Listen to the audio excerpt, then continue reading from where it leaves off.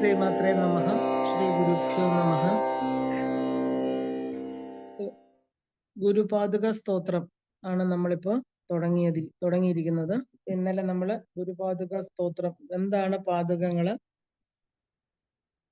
പാദുകങ്ങളുടെ പ്രാധാന്യം എന്താണ്, അതാണ് നമ്മളിപ്പോ ആദ്യത്തെ ശ്ലോകത്തിലോട്ട് നമ്മൾ കയറിയില്ല. എന്താണ് പാദുകങ്ങള് അല്ലെ?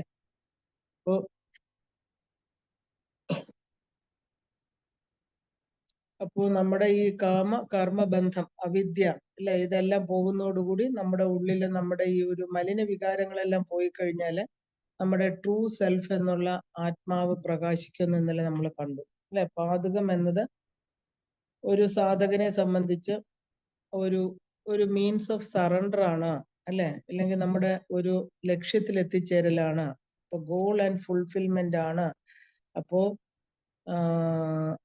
അപ്പോ ശരിക്കും പറഞ്ഞാല് ഒരു സ്പിരിച്വൽ സീക്കറിന്റെ ജീവിതത്തില് ഏറ്റവും പ്രധാനം വേണ്ടത് എന്താണ്? ഒരു സദ്ഗുരുവാണ് അല്ലെ എന്ന് ഇന്നലെ നമ്മൾ കണ്ടു. അപ്പൊ ഈശ്വരനെ സ്തുതിക്കണമെങ്കിൽ മനസ്സ് വളരെയധികം ശുദ്ധമായിരിക്കണം. അപ്പൊ ആ ശുദ്ധത എങ്ങനെ വരണമെന്ന് ചോദിച്ചാല് ഗുരുവിനെ കീർത്തിക്കുന്നത് കൊണ്ട് ലഭിക്കും എന്ന് കണ്ടു. അപ്പൊ ഭുക്തി മുക്തി പ്രദാതാവായിരിക്കുന്ന ഗുരു, അതായത് ഭുക്തി മുക്തി പ്രദാതാച്ച തസ്മൈ ശ്രീ ഗുരവേ നമഃ. അപ്പൊ ഈ ജഗത്തില് ഈ ശരീരത്തിൽ വെച്ച് തന്നെ ഭുക്തിയും മുക്തിയും ലഭിക്കുന്നത് ശ്രീ ഗുരുവിന്റെ അനുഗ്രഹം കൊണ്ടാണ്. ഇപ്പം ബലം ബുദ്ധി വിദ്യ അല്ലെ. അപ്പോ എന്തൊക്കെയാണ് നമുക്ക് ഇതിൽ കൂടെ കിട്ടുന്നത്? ബലം ബുദ്ധി വിദ്യ, സത്ത് അസത്ത് വിവേക ബുദ്ധി, സ വിദ്യയാ വിമുക്തയെ.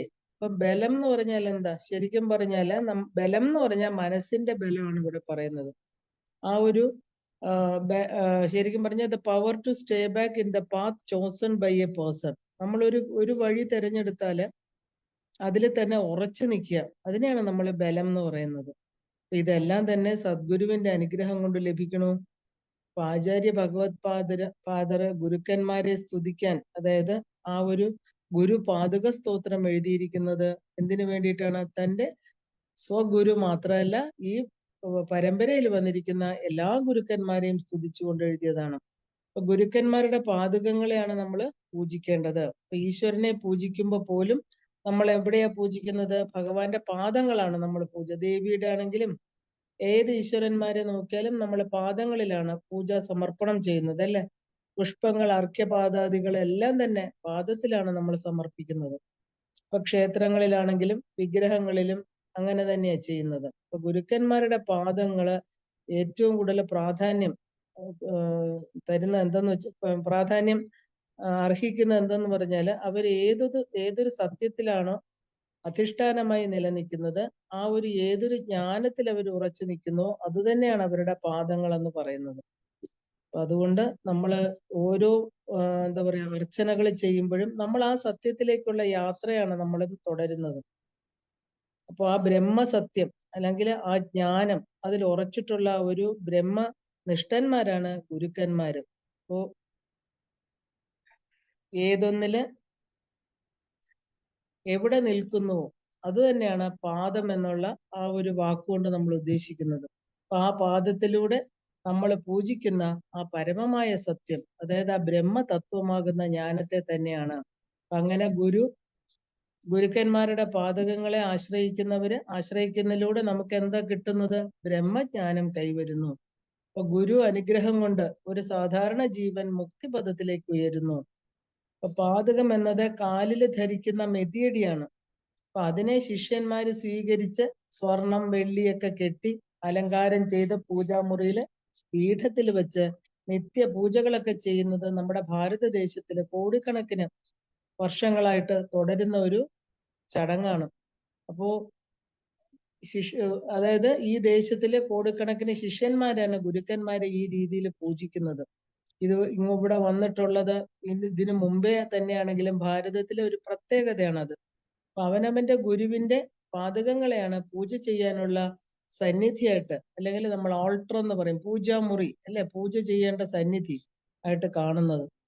അപ്പൊ ആദ്യം ഗുരുവിന്റെ സ്മരണയോടുകൂടിയാണ് നമ്മൾ ഇഷ്ടദേവതാ സ്മരണത്തിലേക്ക് പോകുന്നത്. അപ്പൊ മനസ്സിന് ഒരു ആലംബനത്തിന് വേണ്ടിയിട്ടാണ് നമ്മൾ ഇങ്ങനെ ചെയ്യുന്നത്. അപ്പൊ നമ്മുടെ മനസ്സിനെ ഒരു സത്യത്തിൽ തന്നെ ഉറച്ചു നിർത്തണം, അല്ലെ? സത്യം പരം ധീമഹി. അപ്പോ ഭാഗവതം പറയണു, നമ്മൾ ഏത് സത്യത്തിലാണ് ഉറച്ചു നിൽക്കുന്നത്, അതുകൊണ്ടാണ് നമ്മൾ ഗുരുവിന്റെ പാദങ്ങൾ സ്വീകരിച്ചിരിക്കുന്നത്. ഗുരുക്കന്മാർ എന്നത് ചിലർക്ക് എന്താ പറയാ, ഗുരുക്കന്മാർ ഓരോരുത്തരും തന്നെ നമുക്ക് ആ ഒരു ബഹുമാന വാത്സല്യമുള്ള ആണ് നമ്മള് അതിലൂടെ കാണിക്കുന്നത്. അപ്പൊ എവിടെയോ ഇരിക്കുന്ന ഈശ്വരന്മാരെക്കാളും തങ്ങളുടെ മുമ്പില് തങ്ങൾ കാണുന്ന ഗുരുവിന്റെ പാദകങ്ങള്, അല്ലെ, തങ്ങളെ ഈശ്വരനാക്കി ആ ഈശ്വരനിലെത്തിക്കും, ഈശ്വരനെ കാണിച്ചു തരും. അപ്പൊ ഗുരുവിന്റെ പാദകങ്ങൾ പൂജിക്കുന്നത് ശ്രേഷ്ഠമായിട്ടുള്ള ഒരു ആചാരമായിട്ട് ഭാരതത്തില് കാണുന്നു. അപ്പൊ ഒരു ആരാധനാ പദ്ധതി ഇത് ഭാരതത്തിലുണ്ട്. നമുക്ക് നോക്കിക്കഴിഞ്ഞാൽ അറിയാം, ഉദ്ധവൻ, അല്ലെ, ശ്രീകൃഷ്ണനെ ഗുരുവായിട്ടാണ് കണ്ടത്. അപ്പൊ ഗുരുവും ഈശ്വരനും എല്ലാം ഈശ്വരോ ഗുരുരാത്മേതി മൂർത്തിഭേദ വിഭാഗിനെ. അപ്പൊ മൂർത്തിയിലുള്ള വ്യത്യാസം മാത്രമേ ഉള്ളൂ അത്. അപ്പോ ഈശ്വരനും ഗുരുവും ആത്മാവും ഒന്ന് തന്നെയാണ്.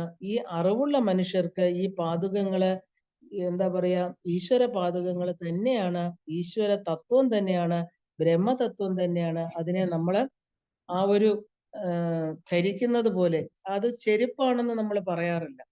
മൂഢന്മാർ ചോദിച്ചേക്കാം, എന്തിനാണ് ചെരുപ്പിനെ പൂജിക്കുന്നതൊക്കെ? അത് ചെരുപ്പല്ല, പാദുകങ്ങളാണ്.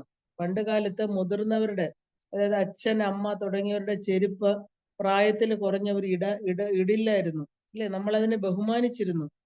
ഇപ്പൊ കാലുകൾ കൊണ്ട് തട്ടി മാറ്റില്ല. പണ്ട് അച്ഛന്റെ അമ്മയുടെയും ചെരുപ്പൊക്കെ തൊട്ട് കണ്ണി വെക്കും. അപ്പൊ അങ്ങനെ ഒരു ബഹുമാനം കൊടുത്തിരുന്നു. ഇന്നവ പരസ്പരം ഉപയോഗിക്കുന്നു എന്ന് മാത്രമല്ല, കാലുകൊണ്ട് തട്ടിത്തെറിപ്പിക്കുകയൊക്കെ ചെയ്യുന്ന നമ്മൾ കാണാറുണ്ട്, അല്ലെ? ഗുരുക്കന്മാരുടെ അച്ഛനമ്മമാരുടെയും ചെരുപ്പുകള് കാലുകൊണ്ട് സ്പർശിക്കുന്നത് അവരെ നിന്ദിക്കുന്നതിന് തുല്യമാണ്. അപ്പൊ അതുകൊണ്ട് അങ്ങനെ ചെയ്യാറില്ല. ഇതാണ് ശരിക്കും പറഞ്ഞ ഭാരതീയ സംസ്കാരം എന്ന് പറയുന്നത്. അപ്പൊ ആരും കാണാനില്ലെങ്കിൽ പോലും ഈ ഒരു ഭാവന നമ്മുടെ ഉള്ളിൽ എപ്പോഴും ഒരു ഉന്നതമായിരിക്കുന്ന സംസ്കാരം നമ്മളിൽ ഉണ്ടാക്കും. എങ്കിലേ ഇത് നമ്മളിൽ ഉറയ്ക്കുള്ളൂ. ഇപ്പൊ കാണുമ്പോ ബഹുമാനത്തോടെ, കാണാത്തപ്പോ കാലുകൊണ്ട് തട്ടിത്തെറിപ്പിക്കുക, അവരുടെ ആത്മാർത്ഥത ഇല്ലായ്മ കൊണ്ട് അവനവന് തന്നെയാണ് ഗുണം പിടിക്കാതെ പോകുന്നത്. എല്ലാം കണ്ടുകൊണ്ടിരിക്കുന്ന ഒരു ഈശ്വരൻ നമ്മുടെ കൂടെ ഉണ്ടില്ലേ? അപ്പോ എല്ലാം കാണാനും അതിലൊരു തീരുമാനം എടുക്കാനും പറ്റുന്ന ഈശ്വരനാണ് നമ്മുടെ ഉള്ളിൽ ഇരിക്കുന്നത്. അപ്പൊ എങ്ങനെയാണോ ഈശ്വരൻ നമ്മളെ അനുഗ്രഹിക്കുന്നത്, അപ്പൊ ഗുരുവിന്റെ അനുഗ്രഹം കൊണ്ട് ഈശ്വരനെ അറിയാൻ സാധിക്കുന്നു. അപ്പൊ ഗുരു അനുഗ്രഹം എന്ന് പറഞ്ഞാൽ എന്താ? ഈശ്വരാനുഗ്രഹം തന്നെയാണ്. അപ്പൊ ചെരുപ്പ് കാലിൽ കിടക്കുന്നതും വഴികളിലെല്ലാം എന്താ പറയാ, അഴുക്കുകള്, ആ അഴുക്കുകളുടെ സ്പർശനം ഇല്ലാതെ നമ്മുടെ കാലുകളെ സംരക്ഷിക്കുകയും ചെയ്യുന്നതാണ് ചെരുപ്പുകള്. സാധാരണഗതി ചെരുപ്പ് തൊട്ടാൽ നമ്മൾ കൈ കഴുകണം, അല്ലെ? ക്ഷേത്രത്തിലൊക്കെ ചെരുപ്പ് നമ്മൾ കൗണ്ടറിൽ കൊടുത്തു കഴിഞ്ഞാൽ എന്താ ചെയ്യാ? പോയി കൈ കഴുകണം. കാരണം കൈ കഴുകിയതിന് ശേഷം മാത്രമേ പൂജാതി സാമഗ്രികളിലോ കാണിക്കയിടാനുള്ള പണമൊക്കെ നമ്മൾ കൈകൊണ്ട്, അല്ലെങ്കിൽ പ്രസാദം സ്വീകരിക്കുകയൊക്കെ ചെയ്യും. ഒരിക്കലും ചെരുപ്പ് കൈകൊണ്ടെടുത്ത് വെച്ചിട്ട് കൈ കഴുകാതെ നമ്മൾ അമ്പലത്തിൽ പ്രവേശിക്കുകയോ അവിടുത്തെ ഒരു പൂജകളിൽ പങ്കെടുക്കുകയോ ചെയ്യാൻ പാടില്ല. അപ്പൊ അതുപോലെ ഗുരുക്കന്മാരുടെ പാദകം ചെരുപ്പല്ല, അത് ഈശ്വരന്റെ പ്രതീകമായിട്ടാണ് നമ്മൾ ഭജിക്കുന്നത്. നമ്മൾ പൂജാമുറിയില് ശ്രീചക്രത്തിന്റെ ഒക്കെ താഴെയാണ് നമ്മൾ പാദകങ്ങൾ വെക്കുന്നത്, അല്ലെ? കാരണം അതിലൂടെ നടന്ന് നമ്മൾ എത്തേണ്ടത് അൾട്ടിമേറ്റ് ഈശ്വരനിലാണ് എന്ന് കാണിക്കുകയാണിത്. അപ്പൊ ആ ഒരു ബ്രഹ്മത്തിന്റെ പ്രത്യക്ഷമായിരിക്കുന്ന ആ ഒരു സത്യധർമ്മങ്ങളായിട്ട് ഗുരുപാദകങ്ങളെ നമ്മൾ സ്തുതിക്കുന്നു. അങ്ങനെ ഗുരുപാദകങ്ങളെ സ്തുതിക്കുന്ന സ്തോത്രമാണ് ഈ പറഞ്ഞ ഗുരുപാദക സ്തോത്രം. ഇപ്പൊ ഗുരുപാദക സ്തോത്രം, അല്ലെ, 9 ഹൃദ്യമായിരിക്കുന്ന ശ്ലോകങ്ങൾ അടങ്ങിയതാണ് ഈ സ്തോത്രം. അതിലൂടെ നമുക്ക് വളരെ അഗാധമായിരിക്കുന്ന ജ്ഞാനം, അതായത് ആ ഒരു അജ്ഞാനത്തെ കംപ്ലീറ്റ് ഇല്ലാതാക്കി തരുന്ന ആ 9 ശ്ലോകങ്ങളാണ്. അപ്പോ ആ അജ്ഞാന നിവർത്തി തരുന്നവയായിട്ടിരിക്കുന്ന 9 ശ്ലോകങ്ങൾ, ഇത് നമുക്ക് ലയം, ഭക്തി, ഇതെല്ലാം നമ്മുടെ ഉള്ളിൽ ഉണ്ടാക്കി. അപ്പൊ ഈ വരികള് മനസ്സിന് ശാന്തമായ ഒരു തലത്തിലേക്ക് നമ്മളെ കൊണ്ടുപോകും എന്നുള്ളത് വളരെ തർക്കമറ്റ ഒരു വസ്തുതയാണ്. അപ്പൊ അങ്ങനെ നമുക്കിന്ന് ആദ്യത്തെ ശ്ലോകത്തിലേക്ക് നമ്മൾ പ്രവേശിക്കുകയാണ്. ഇന്നലെ നമ്മൾ മുഴുവനും പാരായണം ചെയ്തു. അപ്പൊ നമുക്കിനി ഓരോ ശ്ലോകമായിട്ട് നോക്കാം. ആദ്യത്തെ ശ്ലോകം: അനന്ത സംസാര സമുദ്രതാര നൗകായിതാഭ്യാം ഗുരുഭക്തിദാഭ്യാം വൈരാഗ്യ സാമ്രാജ്യത പൂജനാഭ്യാം നമോ നമ ശ്രീ ഗുരുപാദുകാഭ്യാം നമോ നമ ശ്രീ ഗുരുപാദുകാഭ്യാം. എന്താണ്? To cross this infinite ocean, അനന്ത സംസാര സമുദ്രധാര, അനന്തമായിരിക്കുന്ന സംസാരം അല്ലെ. അപ്പൊ എന്താണ് ശരിക്കും പറഞ്ഞ അതിന്റെ ഒരു ആദ്യത്തെ അർത്ഥം പറയുകയാണെങ്കിൽ, ദിസ് പാതുക serve as a boat, it also blesses the seeker with the blessings of Guru, and the seeker is blessed with the kingdom of Vairagya. നമോ നമ ശ്രീ ഗുരുപാദുകാഭ്യാം. എല്ലാ ശ്ലോകങ്ങളുടെയും അവസാനം നമ്മൾ കാണുന്നുണ്ട് നമോ നമ ശ്രീ ഗുരുപാദുകാഭ്യാം. ഈ ഗുരുപാദുകാഭ്യാം നമോ നമ എന്താ അതിന്റെ അർത്ഥം? ഗുരുനാം പാദുകം അല്ലെ. ഗുരുനാം പാദുകം എന്ന് പറഞ്ഞാൽ ഗുരുവിന്റെ പാദുകങ്ങള്, ഗുരുപാദുകങ്ങളെ ഞാനിതാ നമസ്കരിക്കുന്നു, അല്ലെങ്കിൽ ഗുരുപാദുകങ്ങൾക്കായിക്കൊണ്ട് നമസ്കാരം, അല്ലെ ഗുരവേ നമ. അപ്പൊ രണ്ട് പാദുകങ്ങൾക്കായിക്കൊണ്ട് നമസ്കാരം. ശ്രീ ഗുരുവിന്റെ അല്ലെ. ഇപ്പൊ ഗുരു ഈശ്വരന് തുല്യമാണ്, ഐശ്വര്യം കൊണ്ട് പൂർണ്ണനാണ്. ഇപ്പൊ ശ്രീമാനായിരിക്കുന്ന ഗുരുവിന്റെ പാദുകങ്ങൾക്കായിക്കൊണ്ട് എന്റെ നമസ്കാരം ഭവിക്കട്ടെ, അല്ലെ. ഗുരുഭ്യോ നമഃ. അപ്പൊ എന്ന് പറഞ്ഞു കഴിഞ്ഞാൽ എന്താ? അനേകം ഗുരുക്കന്മാർക്കായിട്ട്, ഗുരു പരമ്പരയ്ക്കായിക്കൊണ്ട് നമസ്കാരം എന്നർത്ഥം. അപ്പോ ഗുരുക്കന്മാർക്ക് നമ്മളിൽ നിന്ന് ഒന്നും വേണ്ട, അല്ലെ. പരിപൂർണമായിട്ട് ഒരു ശരണാഗതി ചെയ്ത് അവര് പറയുന്നത് അനുസരിച്ച് നമ്മൾ മുമ്പിലോട്ട് പോവുക. അപ്പൊ അതാണ് ശരിക്കും. അത് അനുസരിച്ച് വേറെ ഒന്നും നമുക്ക് ബ്ലൈൻഡായിട്ട് ഒന്നും ചിന്തിക്കേണ്ട, ഗുരുവിന്റെ കൈ പിടിച്ച് നമുക്ക് മുമ്പോട്ട് പോകാം. അതുകൊണ്ടാണ് നമോ നമ, എനിക്ക് ഇത് മാത്രം ചെയ്യാനേ സാധിക്കുന്നുള്ളൂ, ഞാൻ നമസ്കരിക്കുന്നു. ഒരാളുടെ മുമ്പിൽ നമസ്കരിക്കുക എന്ന് പറഞ്ഞാൽ എന്താ? എല്ലാം ശരണാഗതി ചെയ്ത് അങ്ങ് പറയുന്ന പോലെ ഞാൻ കേൾക്കാൻ തയ്യാറാണ്, എന്നെ അവിടെ കൊണ്ട് എത്തിക്കൂ, അല്ലെ. അപ്പോ അവരുടെ വാക്കുകളെ സത്യമായിട്ട് ധരിച്ച് പരിപൂർണമായിരിക്കുന്ന സമർപ്പണം നമുക്കുണ്ടായിരിക്കണം. എങ്കിൽ മാത്രമേ നമുക്ക് അവിടെ ചെല്ലാൻ പറ്റുള്ളൂ. ഇപ്പൊ എങ്ങനെയുള്ള ഗുരുപാദുകങ്ങള് എന്നാണ് പറയുന്നത്? അനന്ത സംസാര സമുദ്രധാര നൗകായുധാഭ്യാം. ഒറ്റ സെന്റൻസ് ആണ്, അത് പിരിക്കാൻ പറ്റില്ല. അനന്ത സംസാര സമുദ്രധാര നൗകായുധാഭ്യാം. അപ്പൊ ആ ഒരു ഒറ്റ വാക്കുകൊണ്ട് എന്താ പറയുന്നത്? ഗുരുഭക്തിദാഭ്യാം, അല്ലെ. ഗുരുഭക്തി കൊണ്ട് എന്താ പറ്റുന്നത്? അനന്ത സംസാര സമുദ്രധാര നൗകായുധാഭ്യാം. പിന്നെയോ വൈരാഗ്യ സാമ്രാജ്യത പൂജനാഭ്യാം. രണ്ടാമത്തത്. മൂന്ന് കാര്യങ്ങളാണ് ഗുരുപാദുകങ്ങളെ പൂജിക്കുന്നതുകൊണ്ട് കിട്ടുന്ന മൂന്ന് വിശേഷണങ്ങളാ പറയുന്നത്. രണ്ടാമത്തെ എന്താ? വൈരാഗ്യ സാമ്രാജ്യത പൂജനാഭ്യാം. അപ്പൊ ഇങ്ങനെ മൂന്ന് വിശേഷണങ്ങള് ഗുരുപാദുകങ്ങൾക്കുണ്ട്. ആ ഗുരുപാദുകങ്ങൾക്കായിക്കൊണ്ട് എന്റെ നമസ്കാരം. അപ്പൊ ആദ്യം തന്നെ ഗുരുപാദുകങ്ങളെ ഒരു നൗകയായിട്ട് ഉപയോഗിച്ചിരിക്കുകയാണ്. ഇപ്പൊ നൗകായുധാഭ്യാം. നൗക എന്ന് പറഞ്ഞാൽ എന്താ? ഒരു ചെറിയ വഞ്ചി, അല്ലെ. തോണി, കപ്പൽ എന്നൊക്കെ നമുക്ക് പറയാം. വെള്ളത്തിൽ നമ്മളെ സഞ്ചരിക്കാൻ സഹായിക്കുന്ന ഒരു വാഹനമാണത്. അപ്പൊ നാവിക യാത്രയ്ക്കുള്ള വാഹനം നൗക. അപ്പൊ നൗകായുധ എന്ന് പറഞ്ഞാൽ എന്താ? നൗകയെ പോലെ ഭവിക്കുന്നത്. ആ എന്തിനുള്ള കപ്പല്? അനന്തമായിരിക്കുന്ന സമുദ്രത്തെ തരണം ചെയ്യാനുള്ള കപ്പല്. ഇപ്പൊ ഏത് സമുദ്രമാണ് തരണം ചെയ്യേണ്ടത്? അനന്ത സംസാര സമുദ്രം, അല്ലെ. ആ ഒരു അന്തം കാണാത്ത, അല്ലെ, പാരമില്ലാത്ത, ആ ഒരു പാരമില്ലാത്ത ജനന മരണങ്ങളുടെ ആ മറുകര കാണാനുള്ള കപ്പലാണ് ഗുരുനാഥന്റെ പാദുകങ്ങള്. അപ്പൊ ഗുരുപാദുകങ്ങളെ ആശ്രയിച്ചാല് നമുക്ക് ആ സംസാര സാഗരത്തിന്റെ മറുകര വളരെ അനായാസമായിട്ട് എത്തിച്ചേരാൻ സാധിക്കുന്നു. ഗുരുപാദുകങ്ങളെ ആശ്രയിക്കുമ്പോൾ അദ്ദേഹത്തിന്റെ അനുഗ്രഹം കൊണ്ട്, അല്ലെ. അല്ലാതെ ചുമ്മാ ആശ്രയിച്ചിട്ട് കാര്യമില്ല. എന്ത് വേണം? അദ്ദേഹം നമ്മളെ അനുഗ്രഹിക്കണം. ആ അനുഗ്രഹം കൊണ്ട് ജ്ഞാനം വന്നു ചേരുന്നു. അപ്പൊ നീ ബ്രഹ്മമാകുന്നു. എന്ത് ജ്ഞാനമാണ് നമുക്ക് കിട്ടുന്നത്? അല്ലെ, നീ ബ്രഹ്മതത്വമാണ്, നിന്റെ ഉള്ളിലാണ് ഈശ്വരൻ ഇരിക്കുന്നത് എന്നുള്ള ജ്ഞാനം ഉറയ്ക്കുന്നതോടുകൂടി സംസാര സാഗരം അപ്രത്യക്ഷമാകുന്നു. എവിടെ നോക്കിയാലും എന്താണ്? എവിടെ നോക്കിയാലും നമുക്ക് ആ ഒരു ഈഗോ, അല്ലെ, ആ ഒരു ഈഗോ കംപ്ലീറ്റ് പോയി കഴിഞ്ഞാൽ പിന്നെ എന്തായി? ആനന്ദ സാഗരാണ്, അല്ലെ. ഞാൻ എന്നെ തന്നെയാണ് കാണുന്നത്. ഇതുവരെ നമ്മൾ എന്താ കണ്ടോണ്ടിരുന്നത്? ഞാൻ എന്നെ മാത്രം, എന്റെ ശരീരം, ആ ശരീരത്തിൽ വളരെ ലിമിറ്റഡ് ആയിട്ടുള്ള ഒരു വസ്തുവായിട്ട് കണ്ടു. എപ്പോ ഈ ബോധത്തെ നമ്മൾ കടക്കുന്നു, അപ്പൊ പിന്നെ എന്താ, എല്ലായിടത്തും എവിടെ നോക്കിയാലും ഈശ്വരന്റെ ആ ഒരു പ്രതിഫലനം.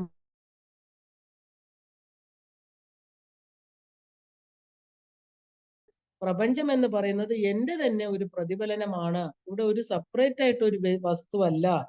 അപ്പൊ എന്താണ്, അപ്പൊ നമുക്കൊരു ഭയമില്ല, ഡ്യുവാലിറ്റി ഇല്ല. ഇവിടെ ഞാൻ മാത്രമാണ്, ഈശ്വരൻ മാത്രമാണെന്ന് അറിഞ്ഞാൽ പിന്നെ എന്താ, ആ ഭയം. എപ്പോഴും നമുക്ക് ദ്വൈതത്തിലാണ് ഭയം ഉണ്ടാകുന്നത്. ആ ഭയം പോയി കഴിഞ്ഞാൽ എന്താണ്, ആ ഭയം പോയി കഴിഞ്ഞാൽ ആനന്ദമായി, സന്തോഷമായി. അല്ലെ? അപ്പൊ ഞാൻ എന്നെ തന്നെയാണ് പിന്നെ കാണുന്നത്. അപ്പൊ ആനന്ദ സ്വരൂപനായിരിക്കുന്ന ബ്രഹ്മമാണല്ലോ ഞാന്. എന്നെ ഭയപ്പെടുത്തുന്നതോ ദുഃഖിപ്പിക്കുന്നതോ ആയിട്ട് ഇവിടെ ഒന്നുമില്ല എന്ന് കാണാൻ ആ യോഗ്യരാക്കുന്നതാണ് ഗുരുപാദുകങ്ങള്. അപ്പൊ അതിനെ ആശ്രയിച്ചാൽ നമ്മൾ എന്താ ചെയ്യാം? ബ്രഹ്മപദം പ്രാപിച്ച് ശാശ്വതമായിരിക്കുന്ന അഭയം ലഭിച്ചവരായിട്ട് സംസാര സാഗരത്തിൽ നിന്ന് കരകയറിയവരായിട്ട് ഭവിക്കും. അങ്ങനെ ജന്മജന്മാന്തരങ്ങളായിട്ട് ആ ഒരു അലഞ്ഞു തിരിഞ്ഞുകൊണ്ടിരുന്ന, എപ്പോഴും എന്താ പറയാ, ജന്മജന്മാന്തരങ്ങളായിട്ട് നമ്മൾ അലയുകയായിരുന്നു. എന്താ, നമുക്കൊരു ഒരു നൗക, ഒരു തോണിയില്ലായിരുന്നു നമുക്ക് യാത്ര ചെയ്യാൻ. അപ്പോ എന്താ പറയാ, ആ ഒരു എന്താ ജീവൻ നമ്മള് സംസാരിയാണെന്നുള്ള ആ ഒരു അജ്ഞാനം പിടിപെട്ട് നമ്മളിങ്ങനെ എന്താ പറയാ അലിഞ്ഞു തിരിയായിരുന്നു. എന്താ അലഞ്ഞു തിരിയാൻ കാരണം? ഞാൻ ഈ സംസാരത്തിൽ ജനിച്ചു, അല്ലെ? ഇവിടെ വന്നു ജീവിക്കുന്നു, ഞാൻ ഈ സംസാരവുമായിട്ട് ബന്ധപ്പെട്ടാണ് എന്നുള്ള ഒരു അജ്ഞാനം കൊണ്ടാണ് നമ്മൾ ഇവിടെ ഉഴലാൻ കാരണം. അപ്പൊ അങ്ങനെ അനേക ജന്മങ്ങൾ എടുത്തു ഒരു ഗുരുവിനെ കിട്ടാനായിട്ട്. ഒരു ജന്മം, ആ ഓരോ ജന്മങ്ങളിലും ഞാന് പുതിയ പുതിയ കർമ്മങ്ങൾ ചെയ്ത് പുതിയ പുതിയ വാസനകൾ ഉണ്ടാക്കി, അല്ലെ? ഗുരുവിനെ കിട്ടുന്നിടം വരെ എന്താ നമ്മൾ ചെയ്യുന്നത്? ഞാൻ ചെയ്യുന്നു, എനിക്ക് വേണ്ടി ചെയ്യുന്നു എന്നുള്ള ഒരു മിഥ്യാധാരണ. അപ്പൊ നമ്മൾ വളർത്തിയ പുതിയ പുതിയ ശരീരങ്ങൾ, അതുകൊണ്ട് നമ്മൾ എന്താ വീണ്ടും വീണ്ടും പുതിയ ശരീരങ്ങൾ സ്വീകരിക്കേണ്ടി വന്നിരുന്നു, അല്ലെ? സ്വീകരിച്ചുകൊണ്ടേ ഇരിക്കുകയായിരുന്നു. അപ്പൊ സംസാരത്തില്, ആ സാഗരത്തില് മുങ്ങിപ്പൊങ്ങി പുനരഭിജനനം പുനരഭിമരണം, അല്ലെ? പുനരഭിജനനി ജഠരേ ശയനം, ഇങ്ങനെ ഒരെത്തും പിടിയും കിട്ടാതെ അലഞ്ഞു തിരിയുന്ന എനിക്ക് ഒരാശ്രയം, ഒരാലംബനം കിട്ടി. എന്താണ്? ഈ സംസാര സാഗരത്തിൽ നിന്ന് കര കയറാനായിട്ട് ഒരു എന്താ പറയാ ഒരു കപ്പല് കിട്ടി, എന്റെ ഗുരുവിന്റെ പാദുകങ്ങള്. എന്റെ ഗുരുവിന്റെ പാദങ്ങളെ അലങ്കരിച്ചിരുന്ന പാദകങ്ങളെ ഞാനിതാ ആശ്രയിക്കുന്നു. അതിലൂടെ ഞാൻ എന്താണ്, ഈ സംസാരത്തിന്റെ മറുകരയില് എത്തിച്ചേരും, ഉറപ്പാണ്, അല്ലെ? ഗുരു ഭക്തിദാഭ്യാം. അപ്പൊ ഈ ഗുരുപാദുകങ്ങളെ പൂജിക്കുന്നതിലൂടെ ഗുരുവിനോടുള്ള ഭക്തി അത് ദാനം ചെയ്യുന്നു. ഗുരുഭക്തി ദാഭ്യാം, ദാഭ്യം എന്ന് പറഞ്ഞാൽ ദാനം ചെയ്യുന്നു. ഭക്തിയെ ദാനം ചെയ്യുന്ന രണ്ട് പാദുകങ്ങളാണത്. അപ്പൊ നമുക്ക് ഗുരുവില് ഭക്തി ഉണ്ടാകണം, അല്ലെ? ഗുരുവിനോടുള്ള ഭക്തി ഈശ്വരനോടുള്ള ഭക്തി തന്നെയാണ്. കാരണം ജ്ഞാനം, ശാസ്ത്രം, ഇത് തന്നെയാണ് ഗുരു. അല്ലാതെ ഇത് ഈശ്വരനിൽ നിന്ന് വ്യത്യാസമല്ല. ഇത് പറഞ്ഞു തരുന്ന ആളിനെയാണ് നമ്മൾ ഗുരു എന്ന് പറയുന്നത്.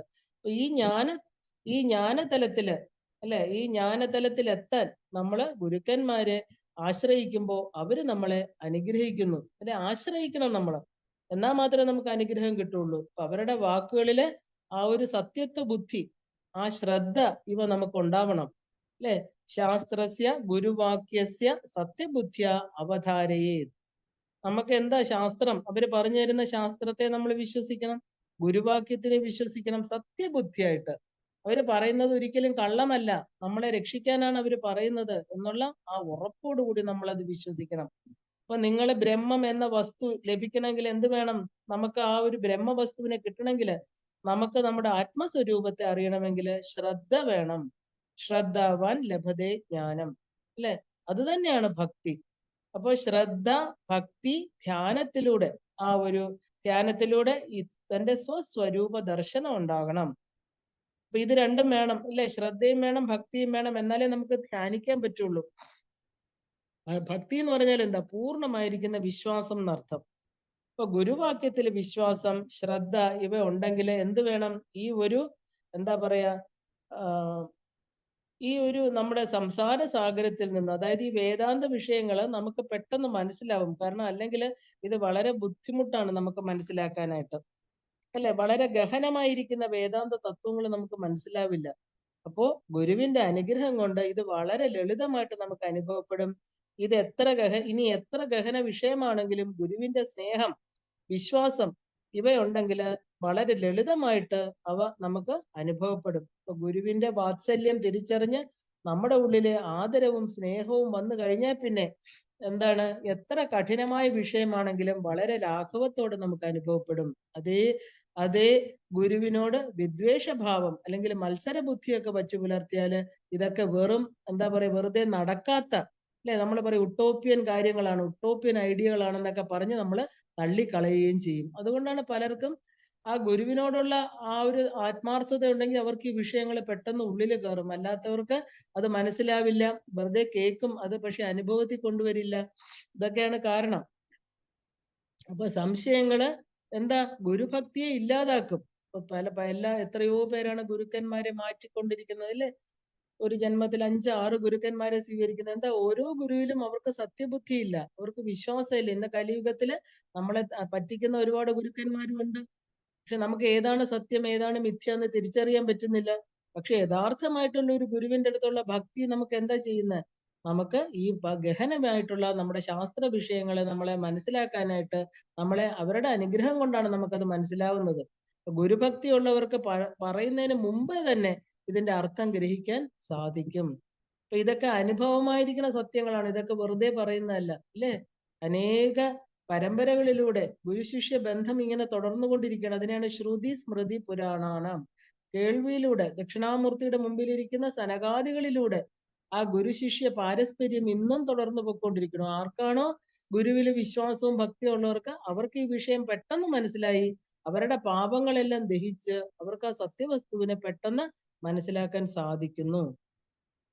അപ്പൊ ആ ഒരു, ശരിക്കും പറഞ്ഞാല് ഗുരുവിനും ശിഷ്യനുമുള്ള ഒരു താതാത്മ്യം, അല്ലെ, ആ ഒരു ട്യൂണിങ്, ഒരു പാരസ്പര്യം, ഇത് വന്നാല് ഇതിനെയാണ് ഉപനിഷത്ത് പ്രാർത്ഥിക്കുന്നത്. നമ്മൾ പണ്ടത്തെ കാലത്ത് ഏത് വിദ്യ അഭ്യസിക്കുന്നതിന് മുമ്പും പറയാറുള്ള ഒരു മന്ത്രമാണ്, ഉപനിഷത്ത് മന്ത്രമാണ്, സഹനാവവതു സഹനൗ ഭുനക്തു സഹവീര്യം കരവാവഹൈ തേജസ്വിന അവധീതമസ്തു മാ വിദ്വിഷാവഹൈ ഓം ശാന്തി ശാന്തി ശാന്തി. അല്ല, എന്താണ്, ഗുരുവും ശിഷ്യനും ഒരുമിച്ചിരുന്ന് പ്രാർത്ഥിക്കുന്ന ഒരു വളരെ മനോഹരമായിരിക്കുന്ന പ്രാർത്ഥനയാണിത്. സഹനാവവതു സഹനൗതു എന്ന് പറഞ്ഞാൽ എന്താ, ഞങ്ങൾ രണ്ടുപേരും, അതായത് ഗുരുവും ശിഷ്യനും, ഗുരു സംവദിക്കുന്നത് ഓരോ ശിഷ്യന്റെയും ഹൃദയത്തിലേക്കാണ്, അല്ലാതെ ഒരു ഗ്രൂപ്പായിട്ടല്ല. അവിടെ കുറച്ചു പേര് ഇരിക്കണമെങ്കിലും ഓരോരുത്തരും ഡയറക്റ്റ് ആണ് സ്വീകരിക്കുന്നത്. ഓരോ ശിഷ്യനും തന്റെ രീതിയിൽ തന്നോടാണ് സംസാരിക്കുന്നത്. അപ്പൊ അവനവന്റെ ബോധതലം എങ്ങനെ ഇരിക്കുന്നോ അത് ആ ആ ഒരു റിസീവ് ചെയ്യുന്നത് ആ തലത്തിലായിരിക്കും. നമ്മൾ പറയുന്ന ഒരേ വാക്കാണ്, പക്ഷെ ഇരിക്കുന്നവരോ സ്വീകരിക്കുന്നത് ഓരോ തലത്തിലായിരിക്കും. ഓരോ ശിഷ്യനും നമുക്ക് അങ്ങനെ കരുതാൻ എന്താ പറയാ, ആ ഒരു സംവദിക്കുന്ന ലോക വിഷയങ്ങളല്ല. ഗുരു പറഞ്ഞു തരുന്നത് നമുക്ക് ലോക വിഷയങ്ങളെ കുറിച്ചല്ല. എന്താ, തന്റെ ഉള്ളിലിരിക്കുന്ന ആത്മാവിനെ കുറിച്ചാണ്. അപ്പൊ ആധ്യാത്മിക വിഷയമാണ്. അപ്പൊ ആത്മാവിനെ കുറിച്ച് പറയുമ്പോ എന്താ, തത്വമസി എന്നാണ് നമുക്ക് പറഞ്ഞു തരുന്നത്, അല്ലെ? അത് അടുത്ത വ്യക്തി അല്ല, അത് ഞാനാണ്, അല്ലെ? എന്നോടാണ് പറയുന്നത്. ഇത് എന്റെ അടുത്തിരിക്കുന്ന ആളോട് പറയുന്നതല്ല. ഓരോ വ്യക്തിയും എങ്ങനെയാ സ്വീകരിക്കുന്നത്? അവനവനോട് പറയുന്നു. അത് ഉറപ്പുവരുത്തണം നമ്മൾ. ഇത് വേറൊരാളോട് പറയുന്നതല്ല. ഇപ്പൊ എത്ര ആയിരക്കണക്കിന് പേരിരുന്നാലും ഓരോ റിസീവ് ചെയ്യുന്നത് എങ്ങനെയാ? നമ്മൾ ഒറ്റയ്ക്കാണ്, അല്ലെ? അപ്പൊ നമ്മുടെ ഉള്ളിലേക്കാണ് അത് കയറുന്നത്. അപ്പൊ അതിനു വേണ്ടിയിട്ടാണ് ഉപനിഷത്ത് പഠിപ്പിക്കുമ്പോൾ നമ്മൾ ഈ ശാന്തി മന്ത്രം പറയുന്നത്, അല്ലെ? നമ്മൾ പഠിപ്പിക്കുന്ന ആ ബ്രഹ്മവിദ്യ എന്ന ആ ഒരു വിദ്യ, അങ്ങനെ അതായത് നമ്മളെ എല്ലാവരെയും ഒരുപോലെ രക്ഷിക്കട്ടെ. മാ വിദ്വിഷാവഹൈ, എനിക്ക് ആരോടും ഒരു ദേഷ്യം ഉണ്ടാവാതിരിക്കട്ടെ, അല്ലെ? സഹനൗ ഭുനക്തു, നമ്മൾ ഒരുമിച്ച് പൂജിക്കുമാറാകട്ടെ, അല്ലെ? അപ്പോ എന്താ പറയാ, ശരിക്കും മേ വി ബോത്ത് എൻജോയ്, നമുക്ക് രണ്ടുപേർക്കും അത് അനുഭവിക്കണം. ആ ബ്രഹ്മ തത്വത്തെ നമുക്ക് രണ്ടുപേർക്കും അനുഭവിക്കാൻ പറ്റട്ടെ. ബ്രഹ്മവിദ്യയാകുന്ന ആ പ്രയോജനമായ ആ ഒരു ആനന്ദം ഗുരുവും ശിഷ്യനും ഒരുമിച്ച് അനുഭവിക്കാമാറാകട്ടെ. അപ്പോ ആ ഒരു ബ്രഹ്മ തേജസ്വികളായിട്ട് തീരട്ടെ. നമ്മുടെ ജീവിതം എന്താണ്, പ്രകാശപൂരിതമായി തീരട്ടെ. ഈ മന്ത്രങ്ങളൊക്കെ തന്നെ നമ്മൾ ആദ്യം, അതായത് പറഞ്ഞിട്ടാണ് സാധാരണ ഈ ബ്രഹ്മവിദ്യ പഠിക്കാനിരിക്കുക. ഉപനിഷത്ത് പഠിക്കാനിരിക്കുമ്പോഴല്ലേ ഇങ്ങനെയുള്ള മന്ത്രങ്ങൾ ജപിച്ചിട്ടായിരിക്കുന്നത്. കാരണം ആ വിളക്ക്, നമ്മളെ തേജസ്സാക്കുന്ന ഒരു വിളക്ക് നമ്മുടെ ഉള്ളിലുണ്ടല്ലേ, അതിനെയാണ് നമ്മൾ ആത്മജ്യോതി എന്ന് പറയുക. ആ വിളക്കിനെയാണ് ഗുരു നമുക്ക് കാണിച്ചു തരുന്നത്. വിളക്ക് കൈവശമുള്ളവനെന്നും വിശ്വം ദീപമയം, അല്ലെ? മനസ്സിൽ നന്മ വിളങ്ങിന മർത്യന് മേൽമേൽ അമൃതമയം. അപ്പൊ നമ്മുടെ ഉള്ളിൽ ആ നന്മ ഉണ്ടാവണം. അവന് മാത്രമേ അമൃതത്തെ അനുഭവിക്കാൻ പറ്റുള്ളൂ. നമ്മുടെ കയ്യിൽ വിളക്കുണ്ട്, ആ വിളക്കുണ്ടായിട്ട് കാര്യമില്ല. അതിന്റെ ആ ഒരു വെളിച്ചം നമ്മുടെ ഉള്ളിലുണ്ടെങ്കിൽ ഈ പ്രകാശം അല്ലെ, ഈ വിശ്വത്തെ മുഴുവനും, നമുക്ക് ഈ ലോകത്തെ മുഴുവനും ആ വെളിച്ചത്തിലൂടെ കാണാൻ പറ്റും. അവന് മേൽമേൽ അമൃതമയം എന്ന് പറഞ്ഞാൽ എന്താ? അവന് ജീവിതത്തില് ആ അമൃതത്വത്തിലേക്കുള്ള, മൃതമല്ലാത്ത അവസ്ഥയിലേക്കുള്ള പ്രയാണം അവന് തുടങ്ങാൻ പറ്റും. അപ്പൊ എവിടെ പോയാലും ഇരുട്ട് ബാധിക്കാതെ, അജ്ഞാനം അല്ലെ, അജ്ഞാനം ബാധിക്കാതെ ഈ പ്രപഞ്ച സത്യം ഉള്ളം കൈയിലെ നെല്ലിക്ക പോലെ അല്ലെ, കരതലാമലകം എന്ന് പറയുന്നു, അതുപോലെ തെളിഞ്ഞു പ്രകാശിക്കട്ടെ. ബുദ്ധി സൂര്യനെ പോലെ പ്രകാശിക്കട്ടെ. എന്താ പ്രകാശം എന്ന് പറയുന്നത്? ജ്ഞാനമാണ് പ്രകാശം. മിന്നാമിനിങ്ങിനെ പോലെ ഇടയ്ക്ക് മാത്രം തെളിഞ്ഞാ പോരാ നമ്മുടെ ബുദ്ധി. എന്താ? മാ വിദ്വിഷാവഹൈ, ഞങ്ങളെ പരസ്പരം ഒരിക്കലും വിദ്വേഷിക്കാതെ, ആ ഒരു അസ്വാരസ്യങ്ങൾ ഒന്നുമില്ലാതെ അല്ലെ, ഒരു ഫ്രിക്ഷൻ ഇല്ലാതെ, ഒരു മാനസിക സംഘർഷണം ഉണ്ടാകാതെ, ആ ഒരു ഗുരുവിന് ശിഷ്യനോട് എന്നും കാരുണ്യവും വാത്സല്യവും സ്നേഹവും എപ്പോഴും ഒഴുകിക്കൊണ്ടിരിക്കണം അല്ലെ. ശിഷ്യനും ഗുരുവിനോടുള്ള സ്നേഹം, ബഹുമാനം എല്ലാം ഉണ്ടാകണം. ആ ഒരു പാരസ്പര്യം എപ്പോഴും നിലനിൽക്കണം. അപ്പൊ അതിനെന്താ വേണ്ടേ? അതില് അസൂയ, വിദ്വേഷം ഒന്നും ഉണ്ടാകാതിരിക്കട്ടെ എന്ന് എപ്പോഴും പ്രാർത്ഥിക്കണം. അപ്പൊ അറിവാണ് ഏറ്റവും വലിയ ശക്തി എന്ന് പറയുന്നത്. ഇപ്പൊ നമ്മൾ പറയാറില്ലേ, നോളജ് ഈസ് പവർ എന്ന് അല്ലെ. എത്ര വലിയ സമ്പത്തുണ്ടെങ്കിലും അറിവില്ലെങ്കിൽ എന്താ ചെയ്യാം? ആ സമ്പത്ത് കൊണ്ട് ഒരു പ്രയോജനവും ഇല്ല. അപ്പൊ അറിവുണ്ടെങ്കിൽ ആരോഗ്യം വേണ്ട എന്നൊക്കെ പറയാറുണ്ട്. അപ്പൊ ആരോഗ്യമുള്ളവന് അറിവില്ലെങ്കിലും ഒരു പ്രയോജനവും ഇല്ല അല്ലെ. ആരോഗ്യമുള്ളവന് എന്താ പറയാ, അറിവിന്റെ പ്രയോജനമില്ല, അവൻ ആരോഗ്യത്തെ മാത്രമാണ് വിശ്വസിക്കുന്നത്. പക്ഷെ അറിവ് ഉണ്ടെങ്കിൽ ആരോഗ്യമില്ലെങ്കിലും നമുക്ക് ജീവിക്കാൻ പറ്റും. ഈ ഒരു ഗുരുശിഷ്യ ബന്ധ പാരസ്പര്യത്തിൽ മാത്രമേ ഈ ബ്രഹ്മവിദ്യ നമുക്ക് ഉൾക്കൊള്ളാൻ സാധിക്കുകയുള്ളൂ. ഗുരുഭക്തിദാഭ്യാം, ഗുരുഭക്തിയെ ദാനം ചെയ്യുന്ന 2 പാദകങ്ങൾക്കായി കൊണ്ട് നമസ്കാരം. ഇപ്പൊ ഗുരു എന്നതിന് വലിയ ഒരു അർത്ഥമുണ്ട് അല്ലെ. വലിയ ഒരു എന്താ പറയാ, ഭക്തി തന്ന് അനുഗ്രഹിക്കട്ടെ. ഇപ്പൊ വർദ്ധിച്ച ഭക്തി ഈശ്വരനിൽ ഉണ്ടാകുന്നതാണ് ഈ ഗുരുപാദക ഭജനം. ഇപ്പൊ വൈരാഗ്യ സാമ്രാജ്യത പൂജനാഭ്യാം. എന്താ? വൈരാഗ്യവും സാമ്രാജ്യവും ആധ്യാത്മികതയില് വളരെ എന്താ പറയാ, നമ്മളിങ്ങനെ പറയാറുണ്ട് ചില വാക്കുകളാണ്. വൈരാഗ്യ സാമ്രാജ്യം, അത് രണ്ടും എന്താ? സാമ്രാജ്യം എന്ന് പറഞ്ഞാല് സ്വരാജ്യം, നമ്മൾ താമസിക്കുന്ന, നമ്മൾ പറയില്ലേ, നമ്മൾ ജനിച്ച രാജ്യം, അതാണ് നമ്മുടെ സ്വന്തം രാജ്യം. നമ്മൾ വേറെ രാജ്യങ്ങളിൽ പോയാൽ നമ്മൾ എന്താ പറയാ? നമ്മൾ സെക്കൻഡ് സിറ്റിസൺ ആണെന്ന് പറയും, 2ാമത്തെ പൗരനാണ്. അതേസമയം നമ്മൾ സ്വന്തം ജനിച്ച രാജ്യമാണെങ്കിലും സ്വരാജ്യം അല്ലേ. അപ്പൊ ശരിക്കും പറഞ്ഞാല് നമ്മളൊരു സന്യാസിയെ എങ്ങനെയാ വിളിക്കുന്നത്? മഹാരാജ് എന്നാണ് വിളിക്കുന്നത്. ഇപ്പൊ ചിദാനന്ദപുരി സ്വാമിജിയെ നമ്മൾ പലരും അഭിസംബോധന ചിദാനന്ദപുരി മഹാരാജ് എന്നാണ് പറയുന്നത്. അവർക്ക് രാജ്യം ഉണ്ടായിട്ടാണോ? അവരെല്ലാം ത്യജിച്ചവരാണ് അല്ലേ. സന്യാസം എന്ന് പറഞ്ഞാല് സമ്യക്കായിട്ട് ത്യജിച്ചതാണ്. അവരുടെ ശരീരത്തിന് ഉൾപ്പെടെ ആത്മപിണ്ഡം വെച്ചവരാണ്. പക്ഷെ നമ്മൾ അവരെ എന്താ വിളിക്കുന്നത്? ആ മഹാരാജ്, മഹാരാജാവ്. മഹാരാജാവിന്റെ ഒരു സ്ഥാനം കൊടുക്കണം. അവര് എപ്പോ അവരുടെ ലിമിറ്റഡ് ആയിരിക്കുന്ന എല്ലാം ത്യജിച്ചു. അവർക്ക് എന്താ? ഈ വലിയ സാമ്രാജ്യം, അവർക്ക് ഈശ്വരനെ കിട്ടി അല്ലെ. ഈശ്വരൻ എന്ന് പറയുന്നത് ഈ വലിയ സാമ്രാജ്യത്തിന്റെ ഉടമസ്ഥനാണ്. അപ്പൊ സന്യാസിക്ക് മഹാരാജ എന്ന് വിളിക്കുന്നത് എന്താ? അവന് സ്വന്തം രാജ്യത്തെ തിരിച്ചറിഞ്ഞു അല്ലെ, ആ രാജ്യത്തെ സ്വന്തമാക്കി. ആ അർത്ഥത്തിലാണ് നമ്മൾ വിളിക്കുന്നത്. നമ്മളോ? നമ്മുടെ ഈ ആ ഒരു ചെറിയ രാജ്യം, നമ്മുടെ ഉള്ളിലിരിക്കുന്ന ആ ഒരു ചെറിയ രാജ്യമാണ് നമ്മുടെ രാജ്യം. ഈ ശരീരവുമായിട്ട് ഉൾപ്പെട്ട വസ്തുക്കളും അല്ലെ. അപ്പോ അവർക്ക് ഈ എപ്പോഴും ഇതെല്ലാം ത്യജിക്കാൻ, ഈ ചെറിയ എന്താ പറയാ, കാലത്തിൽ നഷ്ടപ്പെട്ടു പോകുന്ന കുറച്ച് സാധനങ്ങളല്ല സന്യാസിമാര് സ്വന്തമായിട്ട് കരുതുന്നത്. അവരതെല്ലാം ത്യജിച്ചുകൊണ്ട് ആ ഈശ്വരനെ സ്വന്തമാക്കിയവരാണ്. അപ്പൊ സ്വരാജ്യം സ്വന്തമാക്കിയതെന്നർത്ഥം. കാരണം സ്വന്തം ലോകം, ആ സ്വന്തം ലോകമാണ് നമ്മുടെ ലോകം അല്ലെ. ആ ലോകത്ത് എപ്പോഴും സാമ്രാട്ടായിട്ട്, സ്വരാജ്യം എന്നതിന് ആത്മതത്വം എന്നാണ് ശരിക്കും അർത്ഥം. ആ ഒരു ബ്രഹ്മവിദ്യയാണ് അഹം ബ്രഹ്മാസ്മി, അതിൽ ഉറച്ച വിശ്വാസം. ഈ ലോകത്തിന്റെ മുഴുവൻ ഉടമസ്ഥതയാണ്, ലോക ചക്രവർത്തിയാണ്. ലോക സിംഹാസനവും ചെങ്കോലും ഒക്കെ എന്താ പറയാ, സേവകന്മാരില്ലെങ്കിലും, വലിയ സിംഹാസനങ്ങൾ ഇല്ലെങ്കിലും അവന്റെ ലോകത്തിന്റെ അധിപനാണ്. നമ്മുടെ ഉള്ളിൽ ഒരു ലോകമുണ്ട്. ആ ലോകം ഈശ്വരന്റെ ലോകമാണ്, ഈശ്വരൻ ഇരിക്കുന്ന ലോകമാണ്. നമ്മൾ എന്താണ്? അത് നമ്മൾ സ്വന്തമാക്കി കഴിഞ്ഞാൽ എന്താ? അതിന്റെ അധിപതിയാണ്. അപ്പൊ ബ്രഹ്മത്തിന്റെ ഒരു ചെറിയ അംശമാണ് ഈ പ്രപഞ്ചം എന്ന് പറയുന്നത്. അപ്പൊ ഞാൻ ബ്രഹ്മമാണെന്ന് അറിഞ്ഞ പിന്നെ എന്താ? ഞാൻ ചക്രവർത്തിയാണ് അല്ലെ. അപ്പൊ സ്വരാജ്യ സാമ്രാജ്യം സ്വന്തമാക്കിയവൻ അല്ലെ, ആ ഒരു സ്വന്തം രാജ്യത്തെ സ്വീകരിച്ചവൻ. ആ ഒരു എന്താ പറയാ, ഞാൻ ജനിച്ചത് ഇവിടെയാണ്, ഈ ശരീരമൊക്കെ താൽക്കാലികമായി വന്നിരിക്കുന്നതാണ് ഈ ഭൂമിയില്. എന്റെ സ്വന്തം രാജ്യം ഇതല്ല. എവിടെയാണോ ഈശ്വരൻ, ഇവിടെ എല്ലാം വ്യാപിച്ചിരിക്കുന്ന ഈശ്വര തത്വമാണ് എന്റെ സ്വന്തം എന്ന് ശരിക്കും ഉറച്ച് അതിനെ സ്വീകരിച്ചവര്. അതിനാണ് വൈരാഗ്യം. വൈരാഗ്യം ഒരു നെഗറ്റീവ് ക്വാളിറ്റി അല്ല, സ്വാതന്ത്ര്യം എന്നാണ് അർത്ഥം വൈരാഗ്യം എന്ന് പറഞ്ഞാൽ. നമ്മൾ മലയാളത്തിൽ പറയുമ്പോൾ ഒരാളോടുള്ള ദേഷ്യം എന്ന് പറയാറുണ്ട്. പക്ഷെ ഇതങ്ങനെയല്ല. വൈരാഗ്യം എന്ന് പറഞ്ഞാൽ അത് ഒരിക്കലും നെഗറ്റീവ് അല്ല, ആ പൂർണ്ണമായിരിക്കുന്ന സ്വാതന്ത്ര്യം എന്നാണ് അർത്ഥം. അതായത് ഒന്നിനോടും ഡിപ്പെൻഡൻസി ഇല്ലാത്ത, ഇൻഡിപെൻഡന്റ് ആയിരിക്കുന്ന പൂർണ്ണ സ്വാതന്ത്ര്യമാണ് വൈരാഗ്യം. അപ്പൊ അങ്ങനെ വൈരാഗ്യ, സ്വാതന്ത്ര്യം ഇത് രണ്ടും, അത് വേണ്ടവര്, ഇത് രണ്ടും വേണ്ടവര് പൂജിക്കേണ്ട ആ ഗുരുപാദുകങ്ങളാണ്. ആ ഗുരുപാദുകങ്ങൾക്കായിട്ട് വീണ്ടും വീണ്ടും നമസ്കാരം ചെയ്യുന്നു. അപ്പൊ ഈ സ്തോത്രത്തില് സമുദ്രം എന്നത് എന്താണ്? സംസാരമാണ്, അല്ലെ? സംസാരാണെന്ന് നമ്മൾ കണ്ടു. സാധാരണ സമുദ്രത്തില് മറുകര കാണാൻ സാധിക്കുകയില്ല, അല്ലെ? ആ ഒരു ഒരിക്കലും നമുക്ക് യാത്ര ചെയ്തത് മറ്റേ കരയിൽ എത്താമോ എന്ന് നമുക്ക് ഒരിക്കലും പറയാൻ പറ്റില്ല. എന്ന് മാത്രമല്ല, അതിൽ വീണ് കഴിഞ്ഞാലോ ഉപ്പുവെള്ളം, അല്ലെ? ഉപ്പുവെള്ളമയമായതുകൊണ്ട് ദാഹം തോന്നിയാലോ നമുക്ക് കുടിക്കാൻ പറ്റില്ല. സമുദ്രത്തില് അതാണ് ഒരു വലിയ പ്രശ്നം. നാല് ചുറ്റും വെള്ളം ഉണ്ടായിരിക്കും, പക്ഷെ നമുക്ക് ദാഹത്തിന് കുടിക്കാൻ പറ്റില്ല. മാത്രമല്ല, സമുദ്രത്തിൽ എന്തൊക്കെയാ ഉള്ളത്? സമുദ്രത്തിലെ പല ജീവികളുണ്ട്. തിമിംഗലം, മുതല, കടൽപ്പാമ്പ് തുടങ്ങിയ പല പല എന്താ പറയാ വിഷജന്തുക്കള് ഈ സമുദ്രത്തിന്റെ അടിത്തട്ടിലുണ്ട്. ഒരു മനുഷ്യന്റെ ജീവിതം, ആ ഒരു ജീവനെ, ആ ഒരു എന്താ പറയാ ആപത്തായിട്ട് തീരുന്ന പല കാര്യങ്ങളും ഈ സമുദ്രത്തിലുണ്ട്. അപ്പൊ അത് അങ്ങനെ നമ്മൾ അതിനകത്ത് വീണാൽ എന്ത് ചെയ്യും? നമുക്ക് നീന്തി കയറാൻ സാധ്യമല്ല.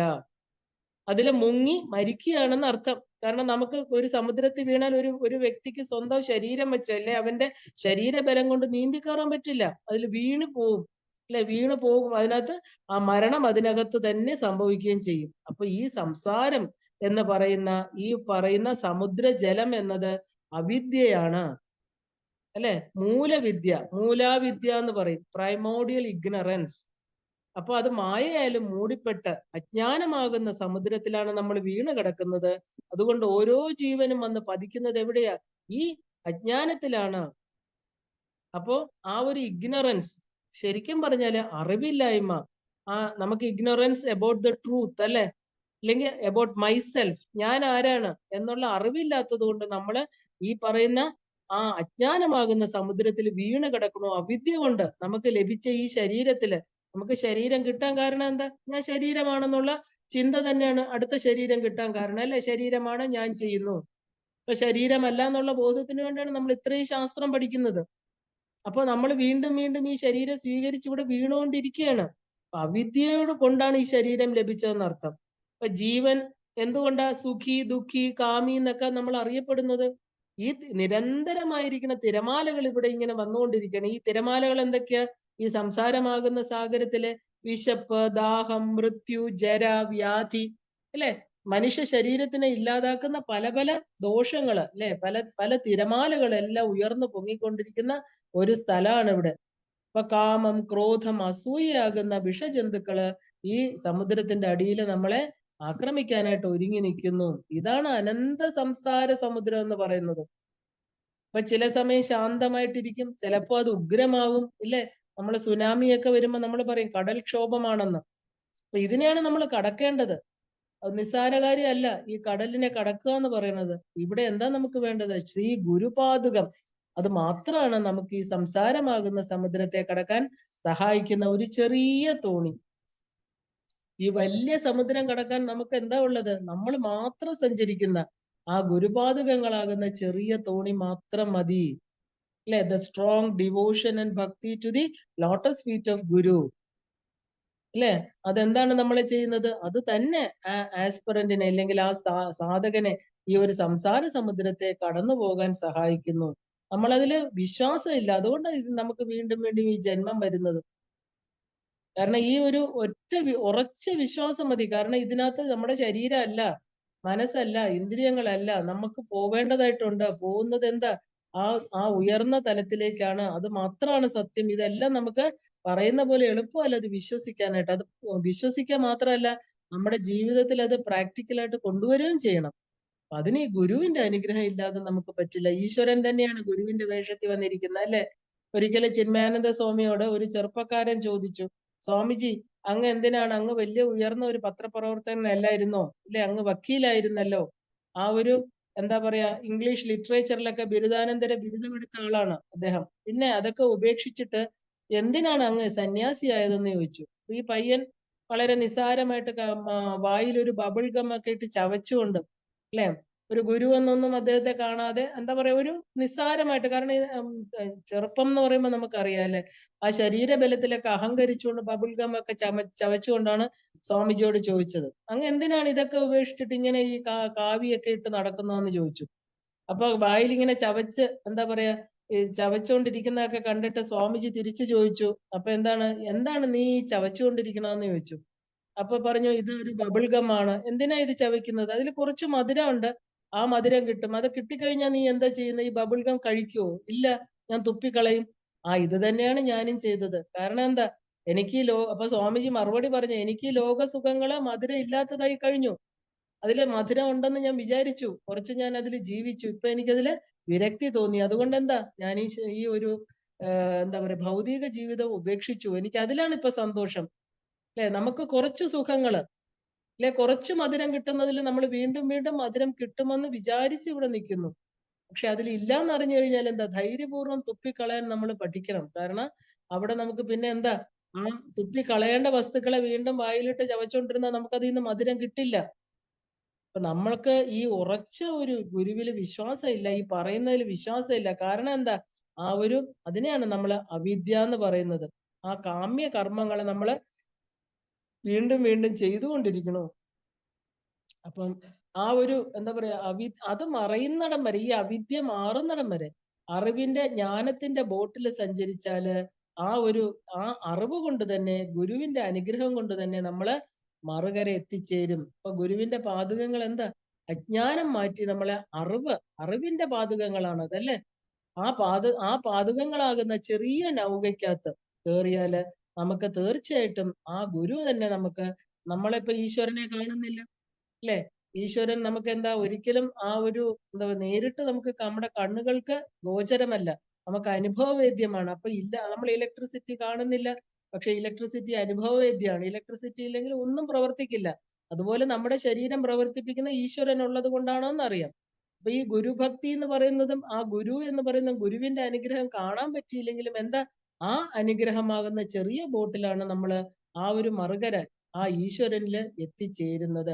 ഈശ്വരൻ തന്നെയാണ് ഗുരുവിന്റെ രൂപത്തിൽ വന്ന് നമുക്ക് അനുഗ്രഹം തരുന്നത്.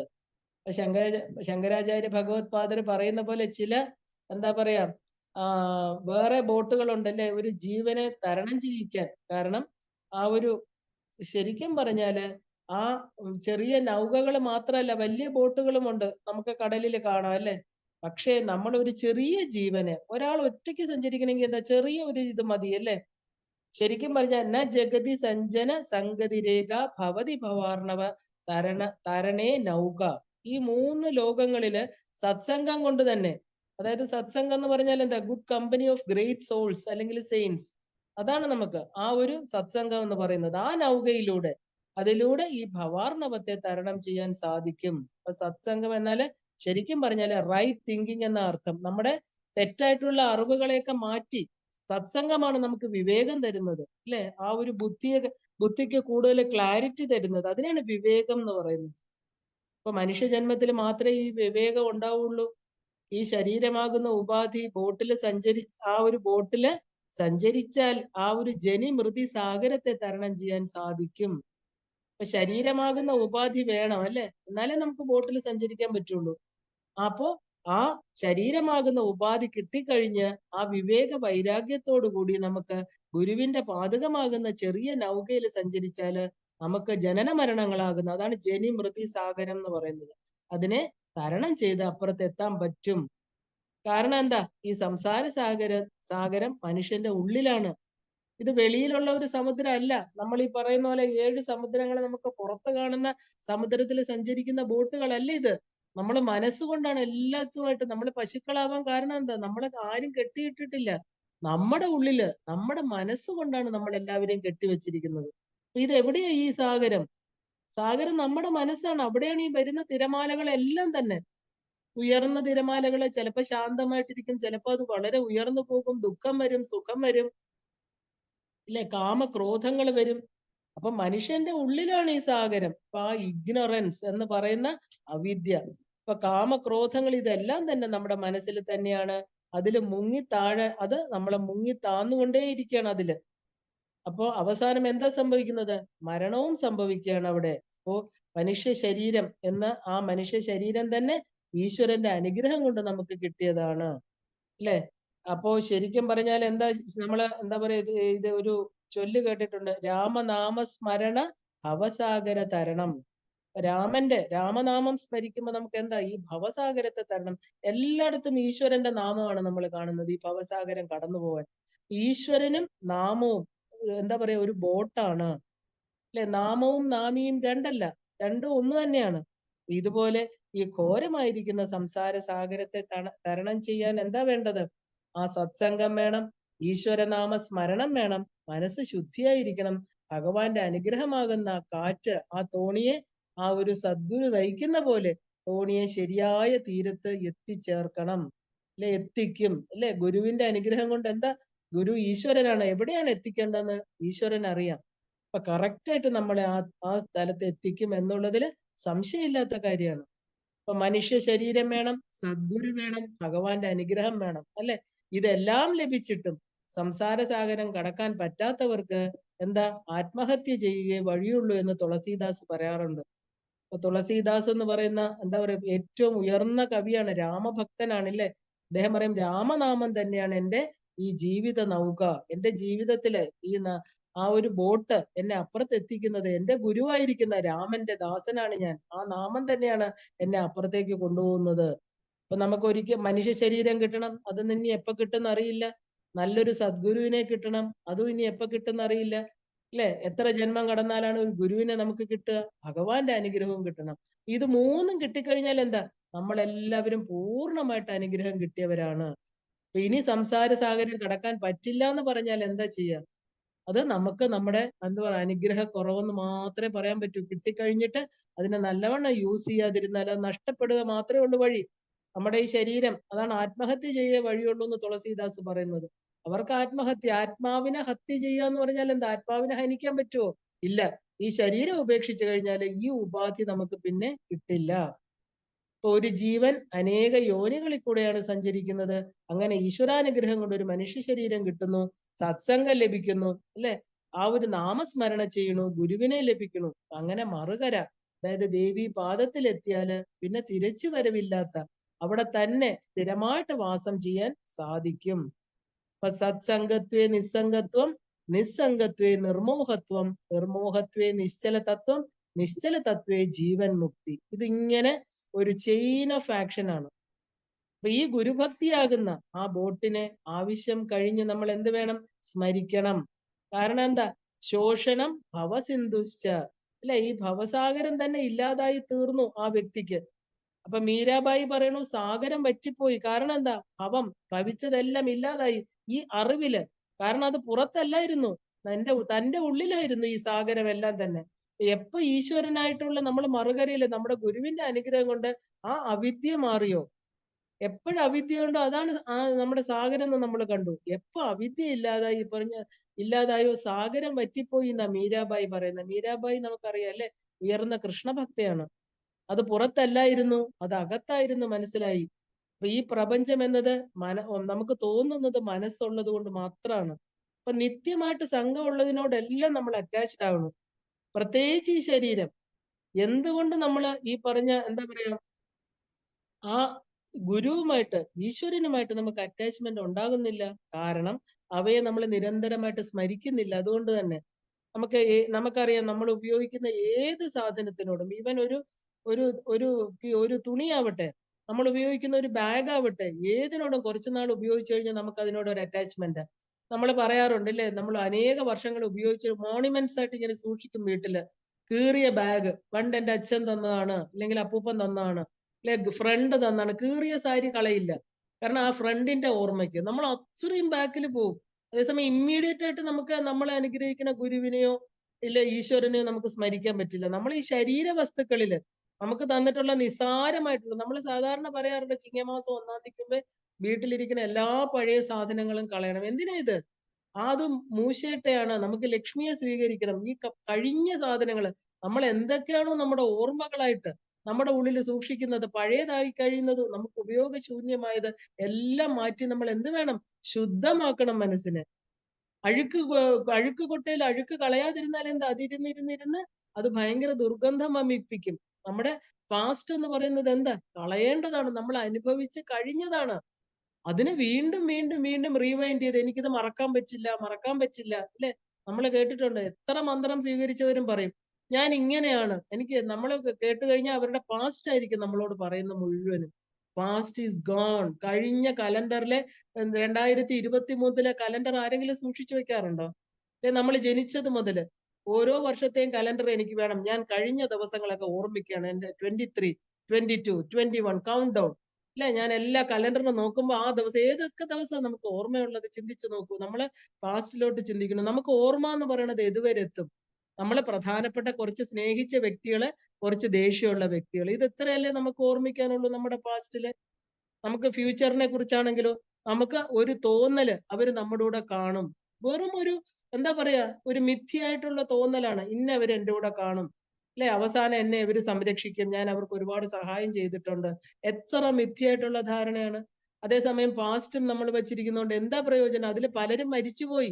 മരിച്ചുപോയവരോട് ഇപ്പോഴും വിദ്വേഷം വെച്ചിരിക്കുക. കാരണം അത് ഞാൻ കളയില്ല. ഞാൻ മരിക്കുന്നിടം വരെ ആ ദേഷ്യം എന്റെ ഉള്ളിൽ വേണം. ഇതൊക്കെയാണ് നമുക്ക് ചിലതിനോടുള്ള അറ്റാച്ച്മെന്റ് കൊണ്ട് നമുക്ക് ഈശ്വരനെ ഉള്ളിൽ ഇരുത്താൻ പറ്റുന്നില്ല. എപ്പോ നമ്മൾ ഗുരുവിനെ സ്വീകരിച്ചോ, ഗുരുമന്ത്രം സ്വീകരിച്ചോ, നമ്മളെ പാസ്റ്റ് ആയിരിക്കുന്ന ആ വേസ്റ്റ് കൊട്ട അതിനെ എടുത്ത് നമ്മൾ കളയണം, ശുദ്ധമാക്കണം. അവിടെ ആരെ ഇരുത്തണം? ഇന്ന് പ്രസന്റിൽ ഇപ്പൊ നമ്മുടെ കൂടെയുള്ള ഈശ്വരനെ അവിടെ ഇരുത്തണം. അമ്മയെ ഇരുത്തണം. അമ്മ ഇരിക്കുന്നിടത്ത് പാസ്റ്റ് ഇല്ല. അമ്മയ്ക്ക് പാസ്റ്റും പ്രസന്റും ഇല്ല, ഇല്ലേ? ആ ഒരു ആ സത്യത്തെ നമ്മൾ മനസ്സിലാക്കണം. ആ കാലം എന്ന് പറയുന്നത് ഒഴുകിക്കൊണ്ടേയിരിക്കുന്നു. അപ്പൊ അവിടെ നമ്മളെപ്പോലെ കുമിളകൾക്ക്, വെറും നീർക്കുമിളകൾക്കാണ് പാസ്റ്റ് ഉള്ളത്. ഈ കാലത്തിന് എവിടെയാ പാസ്റ്റ്? അത് ഒരു ട്രാൻസ്ഫോർമേഷൻ സംഭവിക്കണു, ഇത് വേറൊന്നായിട്ട് തീരണു. ഇല്ല, ഈ ജീവൻ ഒരിക്കലും നാശമില്ല. ഈ നാശമില്ലാത്ത വസ്തു വീണ്ടും വീണ്ടും വീണ്ടും ഉടുപ്പുകൾ സ്വീകരിക്കണം, അത്രേ ഉള്ളൂ. അല്ലാതെ പാസ്റ്റിൽ കുറച്ച് പേരോട് അത് വച്ചു കഴിഞ്ഞാൽ എന്താ? വീണ്ടും ഈ സംസാര സാഗരത്തില് അവരോടുള്ള അറ്റാച്ച്മെന്റും ഡിറ്റാച്ച്മെന്റും രണ്ടും നമ്മൾ ജനിക്കേണ്ടി വരും. അറ്റാച്ച്ഡ് ആണെങ്കിൽ എന്താ? അവര് വന്ന് നമ്മളെ ഡിറ്റാച്ച്ഡ് ആക്കുന്നിടം വരെ നമ്മുടെ കൂടെ തന്നെ വരും. ഏതുമായിട്ടാണോ നമ്മൾ അറ്റാച്ച്മെന്റ്? ഒരു വ്യക്തിയോടാണെന്ന് വെക്കൂ. ആ വ്യക്തിയോട് എനിക്ക് ഭയങ്കര സ്നേഹം. അദ്ദേഹത്തെ കല്യാണം കഴിക്കാൻ പറ്റില്ല. അല്ലെ പുരുഷൻ പറയുന്നു സ്ത്രീയോട് കല്യാണം എനിക്ക് ഭയങ്കര സ്നേഹമായിരുന്നു. ഇതേ വ്യക്തി അടുത്ത ജന്മത്തിൽ വേറെ ഉടുപ്പിട്ട് നമ്മുടെ കൂടെ വന്ന് അവരെ ഡിറ്റാച്ച്ഡ് ആക്കും. അത്രയും വെറുപ്പിക്കും. കാരണം എന്താ? ഈ അറ്റാച്ച്മെന്റ് കട്ട് ചെയ്യണം. ഏത് അറ്റാച്ച്മെന്റും നമുക്ക് എന്താ? ബന്ധനമാണ്. അതുപോലെ നമ്മൾ ഡിറ്റാച്ച്ഡ് ആയിട്ട് ഇരുന്ന് കഴിഞ്ഞാൽ എന്താ? ഒന്നിനോടും നമ്മൾ ചേരണ്ട. വരുന്നതിനെ സ്വീകരിക്കുക. ആഗമോ പായിനോ അനിത്യാഹ. ഭഗവാൻ വളരെ ക്ലിയർ ആയിട്ട് പറയുന്നുണ്ട്. വരുന്നതിനെ സ്വീകരിക്കുക, വന്നതിനെ കളയുക. അനുഭവിച്ചു കഴിഞ്ഞു. ആ കഴിഞ്ഞതിനെ വീണ്ടും എടുത്തു വെക്കുക. അതാണ് ഏറ്റവും വലിയ മണ്ടത്തരം നമ്മൾ ചെയ്യുന്നത്.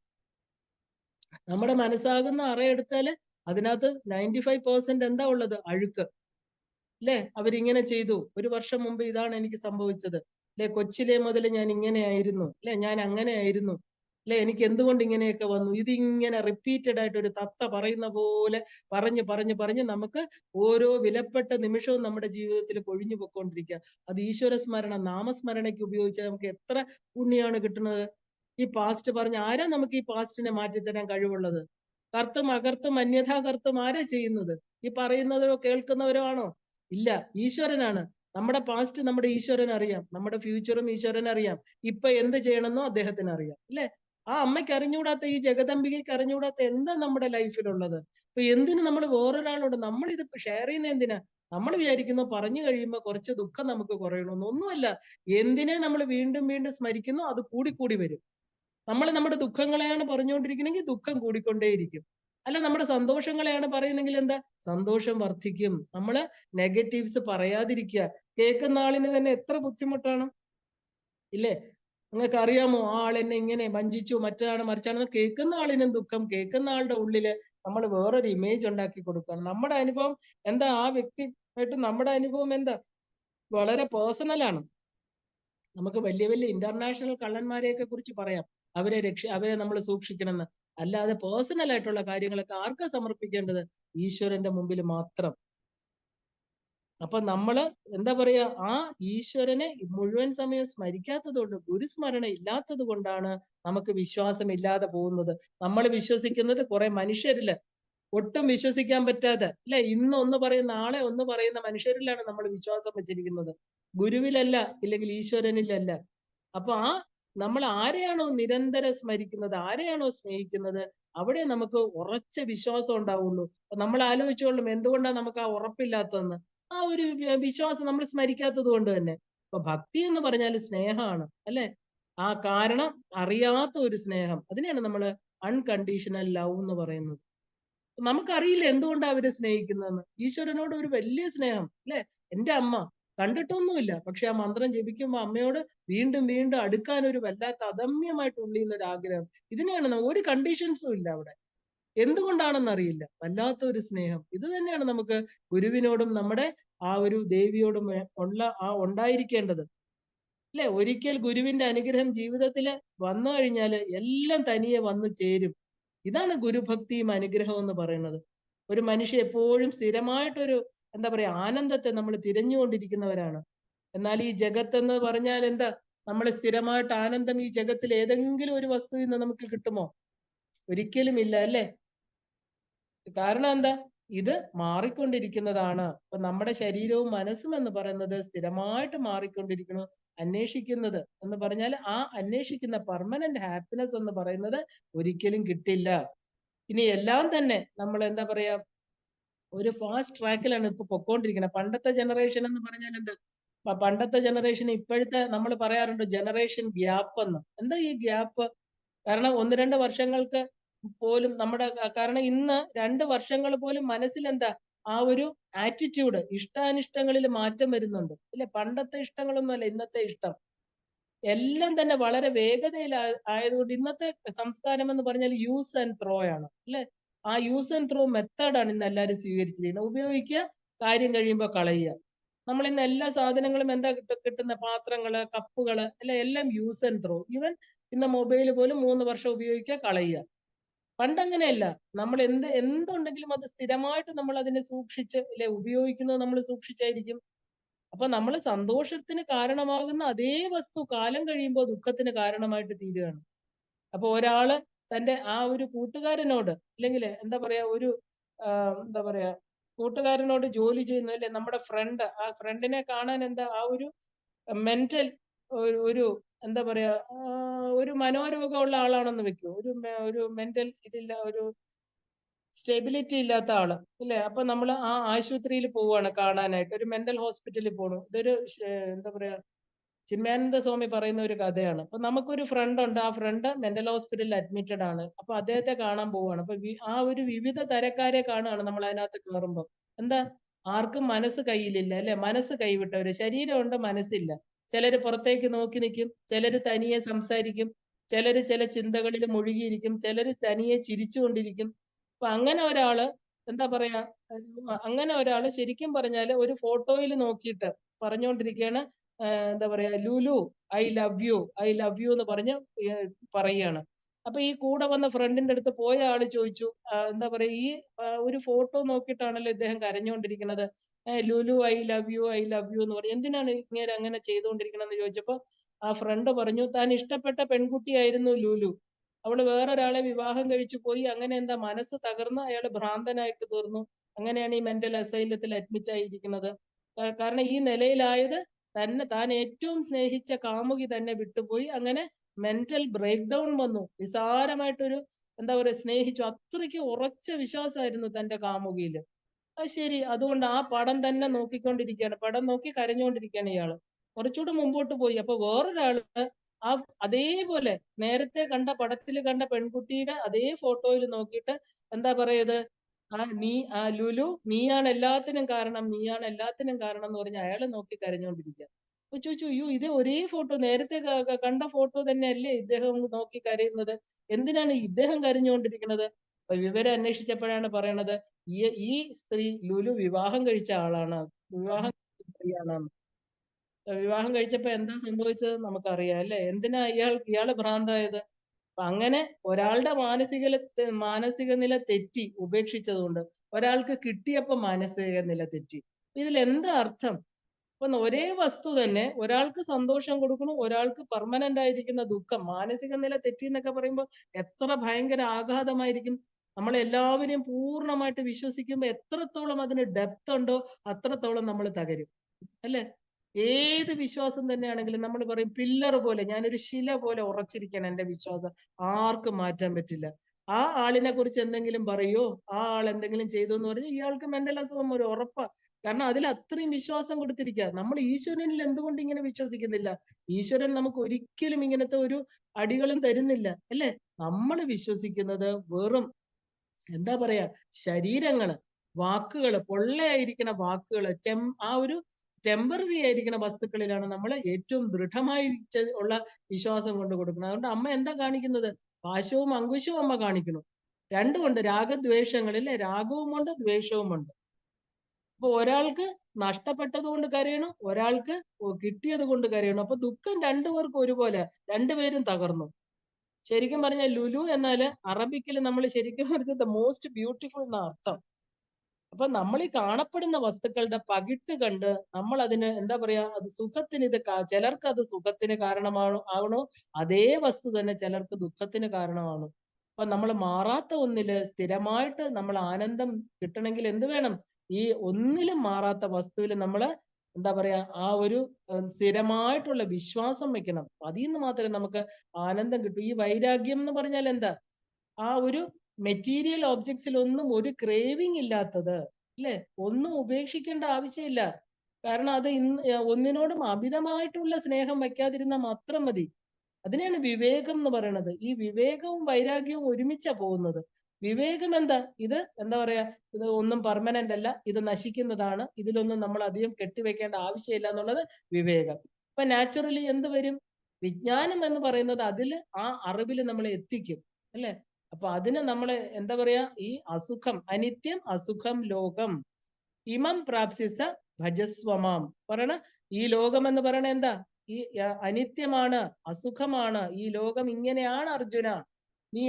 നീ എന്താ ചെയ്യേണ്ടത്? ഇമം പ്രാപ്സിസ എന്നെ പ്രാപിക്കൂ, ഭജസ്വമാം, എന്നെ ഭജിക്കൂ, എന്നെ മാത്രം ഭജിക്കൂ, പെർമനന്റ് ആയിരിക്കുന്ന എന്നെ മാത്രം, അതിൽ നീ വിശ്വാസം വയ്ക്കൂ, അല്ലെ? ഇന്നത്തെ ഈ കോർപ്പറേറ്റ് യുഗത്തില് എല്ലാം നമ്മുടെ കൈപ്പിടിയിൽ ഒതുക്കാനുള്ള ഒരു പ്രയാണമാണ്, അല്ലെ? എല്ലാം എന്റേത്, അല്ലെ? എല്ലാം ആ ഒരു എന്താ പറയാ, ഞാൻ ഇതിന്റെ രാജാവാണ്, ഇതിന്റെ MD ആണ്, അല്ലെ? എത്ര കാലം ഇതൊക്കെ മനസ്സിലൊരു ഭ്രമമാണ്. അപ്പൊ മനസ്സെന്ന് പറയുന്നത് ആ ഒരു എക്സ്ട്രാവേർട്ടായി കഴിഞ്ഞു. നമ്മുടെ മനസ്സ് അകത്ത് നിൽക്കുന്നില്ല, പുറത്തെ ലോകത്തിൽ കറങ്ങി നടക്കുകയാണ്, അല്ലെ? അപ്പോ ആ ഒരു പെർമനന്റ് ഹാപ്പിനെസ് നമുക്ക് കിട്ടുന്നത് എവിടെയാ? നമ്മുടെ ഉള്ളിലാ. പെർമനന്റ് ആയിരിക്കുന്ന വസ്തു ഇരിക്കുന്ന സ്ഥലത്തെ നമുക്ക് ആ ഹാപ്പിനെസ് കിട്ടുള്ളൂ. അതിനെ തേടി നമ്മൾ അകത്തേക്ക് പോണം. അവിടെയാണ് നമുക്ക് ശരിക്കും പറഞ്ഞാൽ there is no happiness outside, അല്ലെ? വൈരാഗ്യം എന്ന് പറഞ്ഞാൽ എന്താ? ഈ സത്യത്തെ അറിഞ്ഞ് ആ പോസിറ്റീവ് സ്റ്റേറ്റ് ഓഫ് മൈൻഡിനെയാണ് നമ്മൾ വൈരാഗ്യം എന്ന് പറയുന്നത്. നമ്മളിപ്പോ നെഗറ്റീവിലായിരിക്കുന്നത്, നമുക്ക് എല്ലാത്തിനോടും അറ്റാച്ച്മെന്റ്. ഈ സത്യത്തെ അറിഞ്ഞ്, ഇതാ നമുക്ക് ഗുരുപാദകങ്ങൾ തരുന്നത്. ഇത് സത്യമല്ല കുഞ്ഞെ, മനസ്സിലാക്കൂ ഇത്. ഇത് വീണ്ടും വീണ്ടും പറയുമ്പോൾ നമ്മുടെ ഉള്ളില് നമുക്ക് ആ ജിജ്ഞാസ, നമ്മൾ അറിവുള്ളവർ അതിനെക്കുറിച്ച് ചിന്തിച്ചിട്ട് അതിന് ആ ഒരു വിവേകം ഉണ്ടാവും. അവിടെ നിന്നാണ് നമുക്ക് ആ ഒരു പോസിറ്റീവ് സ്റ്റേറ്റ് ഓഫ് മൈൻഡിനെയാണ് വൈരാഗ്യം എന്ന് പറയുന്നത്. അതിൽ ഉറച്ചു. കാരണം ഇത് സത്യമാണ്, ഈ പറഞ്ഞതൊന്നും കള്ളല്ല. ഒരു ഗൃഹസ്ഥാശ്രമി തന്റെ ധർമ്മത്തിലൂടെ തന്റെ കർമ്മങ്ങളെല്ലാം നന്നായിട്ട് കർത്തവ്യങ്ങൾ നിർവഹിച്ചു കഴിഞ്ഞാല് ആ ഒരു ഇന്ദ്രിയ സുഖത്തിന്റെ പിറകിലും പിന്നെ ഓടേണ്ട ആവശ്യമില്ല. അവൾ സ്വയം നമുക്ക് വൈരാഗ്യമാവും. അതുകൊണ്ടാണ് അവർക്ക് ഗൃഹസ്ഥാശ്രമം കഴിഞ്ഞ് വാനപ്രസ്ഥം കുറച്ച് എന്താ പറയാ, ആ ഒരു സ്റ്റേറ്റ്, നമ്മളിപ്പോ ഒരു ഗൃഹസ്ഥാശ്രമത്തിൽ ദുഃഖങ്ങളും സുഖങ്ങളും എല്ലാം മാറി മാറി വന്നു ഒരു ട്രാങ്കുലിറ്റി കിട്ടാനാണ് നമ്മൾ വാനപ്രസ്ഥം എന്ന് പറയുന്നത്. ഇതിൽ നിന്നെല്ലാം മാറിക്കൊണ്ട് മനസ്സിനെ ശാന്തമാക്കി വെച്ചുകൊണ്ട് പിന്നെന്താ? സന്യാസം. നമ്മള് സമ്യക്കായിട്ട് നസിക്കുക. എന്തില്? നമ്മുടെ ആത്മവസ്തുവിൽ മാത്രം രമിച്ചുകൊണ്ടിരിക്കുക. ഇതിന്റെ ആ ഒരു മനസ്സിന്റെ ട്രാങ്കുലിറ്റിയാണ് നമ്മൾ വൈരാഗ്യം എന്ന് പറയുന്നത്. നമ്മൾ എക്സ്ട്രാവേർട്ടായി കഴിഞ്ഞാൽ എന്താ? എപ്പോഴും നമുക്കിങ്ങനെ എന്താ പറയാ, സംസാര സാഗരം പോലെ കാറും കോളും നിറഞ്ഞായിരിക്കും നമ്മുടെ മനസ്സ് എപ്പോഴും ഇരിക്കുക, അല്ലേ? അപ്പൊ നമ്മൾ ഈ ഒരു in the world of rat race if you win you still remain a rat, always afraid of the cat hiding under the mat. നല്ല രസമാണ് ഇത്, അല്ലെ? നല്ലൊരു പ്രോവർബാണ്. നമ്മള് ഈ റാറ്റ് റേസ് ഇല്ലേ, ഇവിടെ എന്താ ഓരോന്നൊക്കെ ഇങ്ങനെ അറ്റൈൻ ചെയ്യാൻ, പിടിച്ച് നേടാൻ, സാമ്രാജ്യം ഉണ്ടാക്കാൻ ഓടുന്നു. റാറ്റ് റേസ് എന്ന് പറഞ്ഞാൽ എലികളെ പോലെ പായുകയാണ്.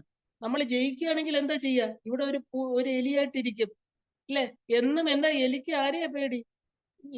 Rat will be afraid of the കാറ്റ്. ഒരു കാറ്റ് എന്ന് പറഞ്ഞാൽ ഹൈഡിങ് അണ്ടർ ദ മാറ്റ്. എന്താ കാറ്റ്? നമ്മളെ പിടിച്ച് തിന്നുന്ന എന്തുവാ? മരണം. ഈ ശരീരത്തെ മരണം കവർന്നുകൊണ്ട് പോകും ഒരു ദിവസം. ആ ഭയം നമുക്ക് എപ്പോഴും ഉള്ളിലുണ്ടായിരിക്കും. ഇനി എത്ര വിജയങ്ങൾ കൈവരിച്ചാലും, എത്ര സാമ്രാജ്യങ്ങൾ ഉണ്ടെങ്കിലും, മരണം എന്നുള്ളത് അൾട്ടിമേറ്റ് റിയാലിറ്റിയാണ്. അത് വന്നു തന്നെ തീരണം. ഈ പൂച്ച ഒരു എലിയെ പിടിക്കാൻ എന്നും കാത്തിരിപ്പുണ്ട്. അപ്പൊ ഇങ്ങനെ ഒരു സേയിങ് നമ്മൾ മനസ്സിലാക്കണം. കാരണം എന്താ, ഒരിക്കലും നമ്മള് എന്താ, ആ ഒരു സെൻസ് ഓഫ്, ആ ഒരു എംപ്റ്റിനെസ് ഒരിക്കലും നമ്മളെ വിട്ടുപോവില്ല. ബാഹ്യമായിട്ടുള്ളത് കിട്ടിയാല് അതന്നെയാണ് നമ്മുടെ മഹാശൂന്യതയിൽ എത്തിച്ചേരണം. അവിടെ ശൂന്യമല്ല, പൂർണ്ണമാണ്, അല്ലെ? അപ്പൊ എന്തൊക്കെ കൈവശപ്പെടുത്തിയാലും ലിമിറ്റേഷൻസ് ഓഫ് ബോണ്ടേജ് നമ്മളെ വിട്ടുപോവില്ല. കാരണം അതെന്താ, അത് ഓബ്ജക്ട്സ് ആണ്. അതെല്ലാം തന്നെ ആ ലിമിറ്റഡ് ഹാപ്പിനെസ് മാത്രമേ നമുക്ക് തരുള്ളൂ. ഇത് നമ്മുടെ ആ ഒരു അവിദ്യയാണ്. ഈ ഒരു വിഷ്യ സർക്കിളില് നമ്മൾ എന്താ, ശരിക്കും പറഞ്ഞാല് ആ ഒരു റിസൾട്ട്, നമ്മുടെ ആക്ഷൻ, റിസൾട്ട്, റിയാക്ഷൻ, അല്ലെ? നമ്മൾ ആ കുറെ കർമ്മങ്ങൾ ചെയ്യണു, അതിന്റെ ഫലം കിട്ടുന്നു. റിസൾട്ട് എന്താ? വീണ്ടും ആക്ഷൻ, പിന്നെയും റിയാക്ഷൻ. ശരീരം കിട്ടുന്നു, അത് അനുഭവിച്ചു തീർക്കുന്നു, വീണ്ടും വരുന്നു. അപ്പൊ കാരണമാണെങ്കിലും ഈ ശരീര താതാത്മ്യം നമുക്ക് ഇല്ലാതാകണം. അതില്ലാതായെങ്കിൽ മാത്രമേ, ഇതിനെയാണ് നമ്മൾ അവിദ്യ, ഇതാണ് സംസാരം. നമ്മൾ വീണുപോയി സംസാര സാഗരം എന്ന് ഭഗവത് പാദർ ഇവിടെ പറയുന്നത്. അവിദ്യ, കാമ, കർമ്മങ്ങൾ ഇതില്ലാതാക്കണം. കാരണം ആ അവിദ്യ കൊണ്ട് കാമം ഉണ്ടാവണം, ആ കാമം കൊണ്ട് സംസാരം ഉണ്ടാവണം. ആ സംസാരം എന്ന് പറയുന്നത് കർമ്മബന്ധനമാണ്. ഇതിനെന്താ വേണ്ടത്? ഇത് മുറിക്കാനായിട്ട് നമുക്ക് സദ്ഗുരു വേണം. ഉള്ളിലെ ആ ശൂന്യത ഇല്ലാതാക്കണം, അല്ലെ? സുഷുപ്തിയില് നമ്മൾ ആനന്ദം അനുഭവിക്കാൻ കാരണം ഇതുകൊണ്ടാണ്. ആ ശരീര താതാത്മ്യം ഇല്ലാത്തത് കൊണ്ടാണ് നമ്മൾ സുഖമായിട്ട് ഉറങ്ങി എന്ന് പറയുന്നത്. അപ്പോ തത്വജ്ഞാനാത്പരം നാസ്തി, nothing is above our self knowledge. ഇതിന്റെ മുകളിൽ ഒന്നുമില്ല. ഈ തരുന്ന വ്യക്തിയാണ് നമ്മൾ സദ്ഗുരു എന്ന് പറയുന്നത്. ന ഗുരോരധികം തത്വം. ഗുരുവിനേക്കാൾ അധികമായിട്ട് ഒരു തത്വവും ഇവിടെ ഇല്ല. അപ്പൊ പാതക ധ്യാനം കൊണ്ട് ആ ജ്ഞാനം ലഭിച്ച് ദുഃഖത്തെ, ആ ഒരു ദുഃഖ കാരണമായിരിക്കുന്ന അവിദ്യ ഇല്ലാതാകുന്നു, അല്ലെ? ആ ഒരു, ശരിക്കും പറഞ്ഞാല് ഈ root cause of all sorrows എന്ന് പറയുന്നത് എന്താ? അവിദ്യയാണ്. അവിടെ അതെല്ലാം മാറി നമുക്ക് ജ്ഞാനമാകുന്ന മറുകര എന്താ?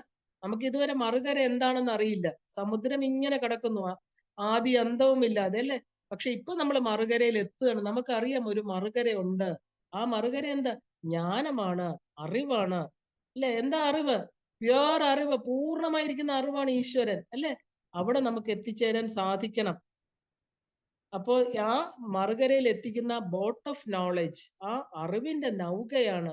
കാരണം ശരിക്കും പറഞ്ഞാല് that it self is the knowledge. ഈ അറിവ് മാത്രമാണ് നമ്മളെ അപ്പുറത്ത് എത്തിക്കുന്നത്. അപ്പുറം എന്ന് പറഞ്ഞില്ല. കാരണം ഇത് ഇപ്പുറത്ത് ഇരിക്കുന്നതുകൊണ്ടാണ് അപ്പുറം ഉണ്ടെന്ന് തോന്നുന്നത്. രണ്ടെണ്ണമേ ഉള്ളൂ, ഏകമായിരിക്കുന്ന ഒരു സത്യമേ ഉള്ളൂ. നമ്മുടെ ഈ ഒരു സെൽഫ് നോളജ് നമ്മൾ അവിടെ എത്തിക്കും.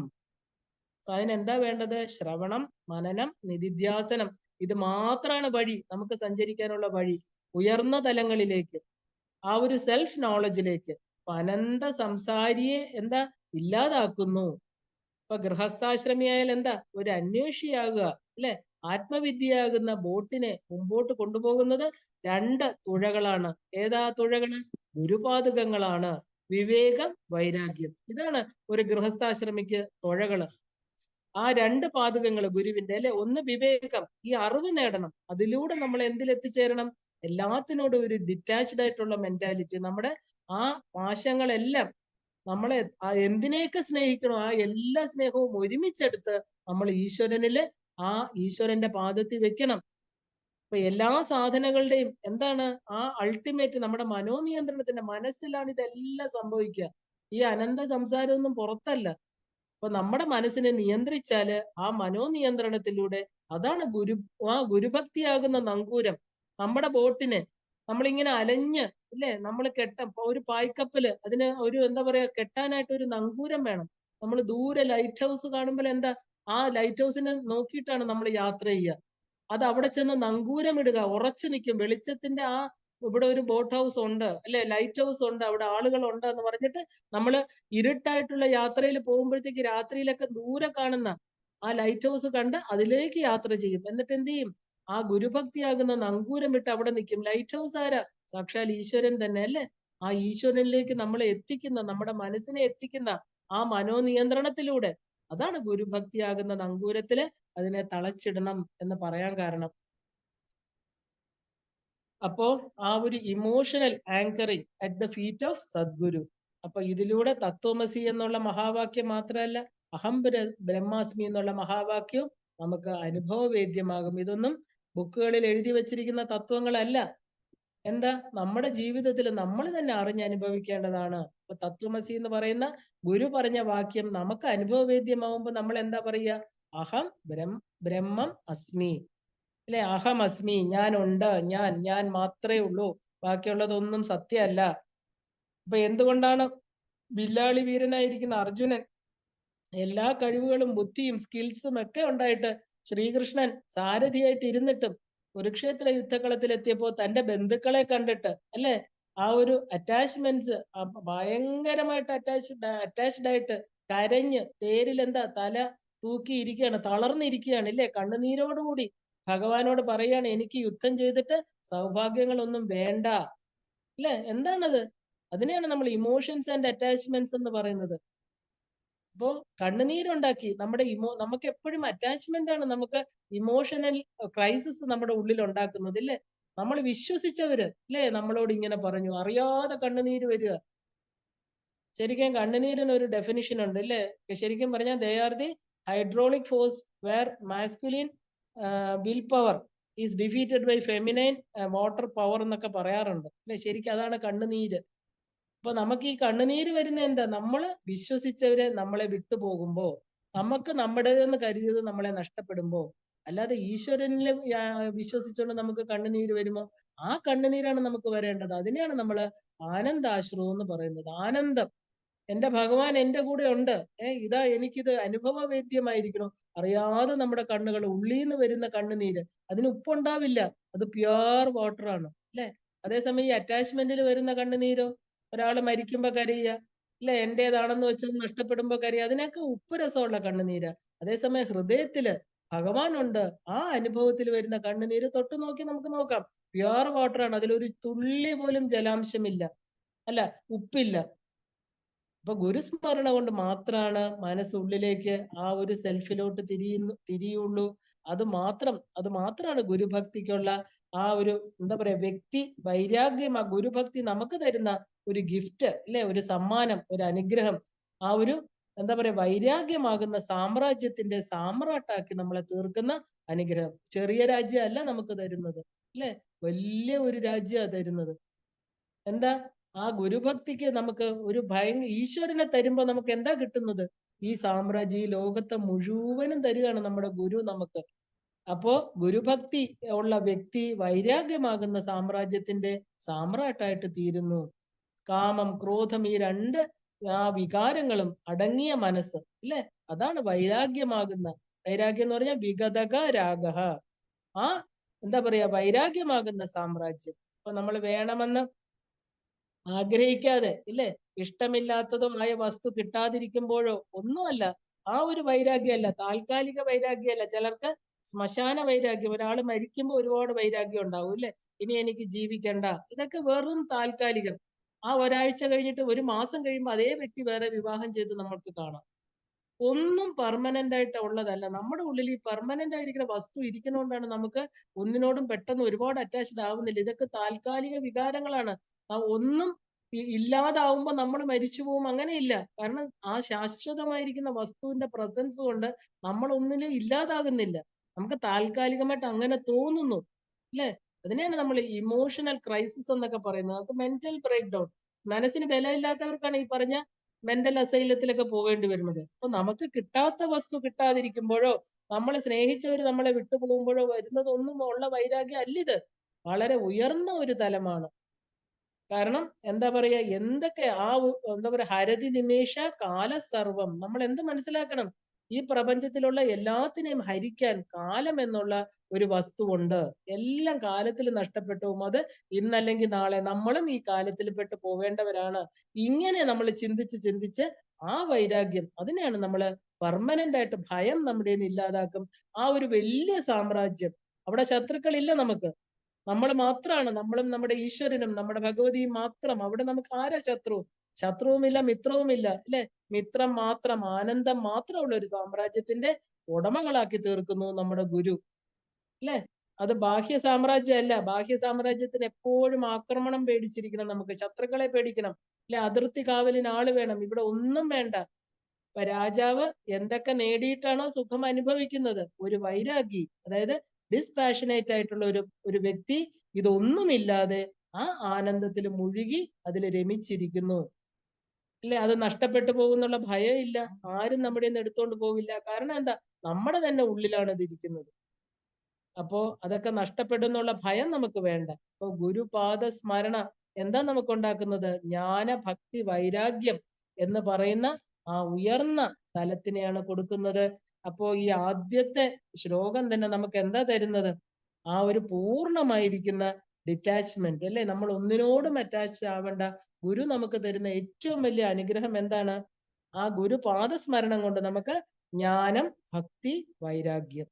അനന്ത സംസാര സമുദ്രതാര നൗകായുധാഭ്യാം ഗുരുഭക്തിദാഭ്യാം വൈരാഗ്യ സാമ്രാജ്യത പൂജനാഭ്യാം നമോ നമ ശ്രീ ഗുരുപാദുകാഭ്യാം.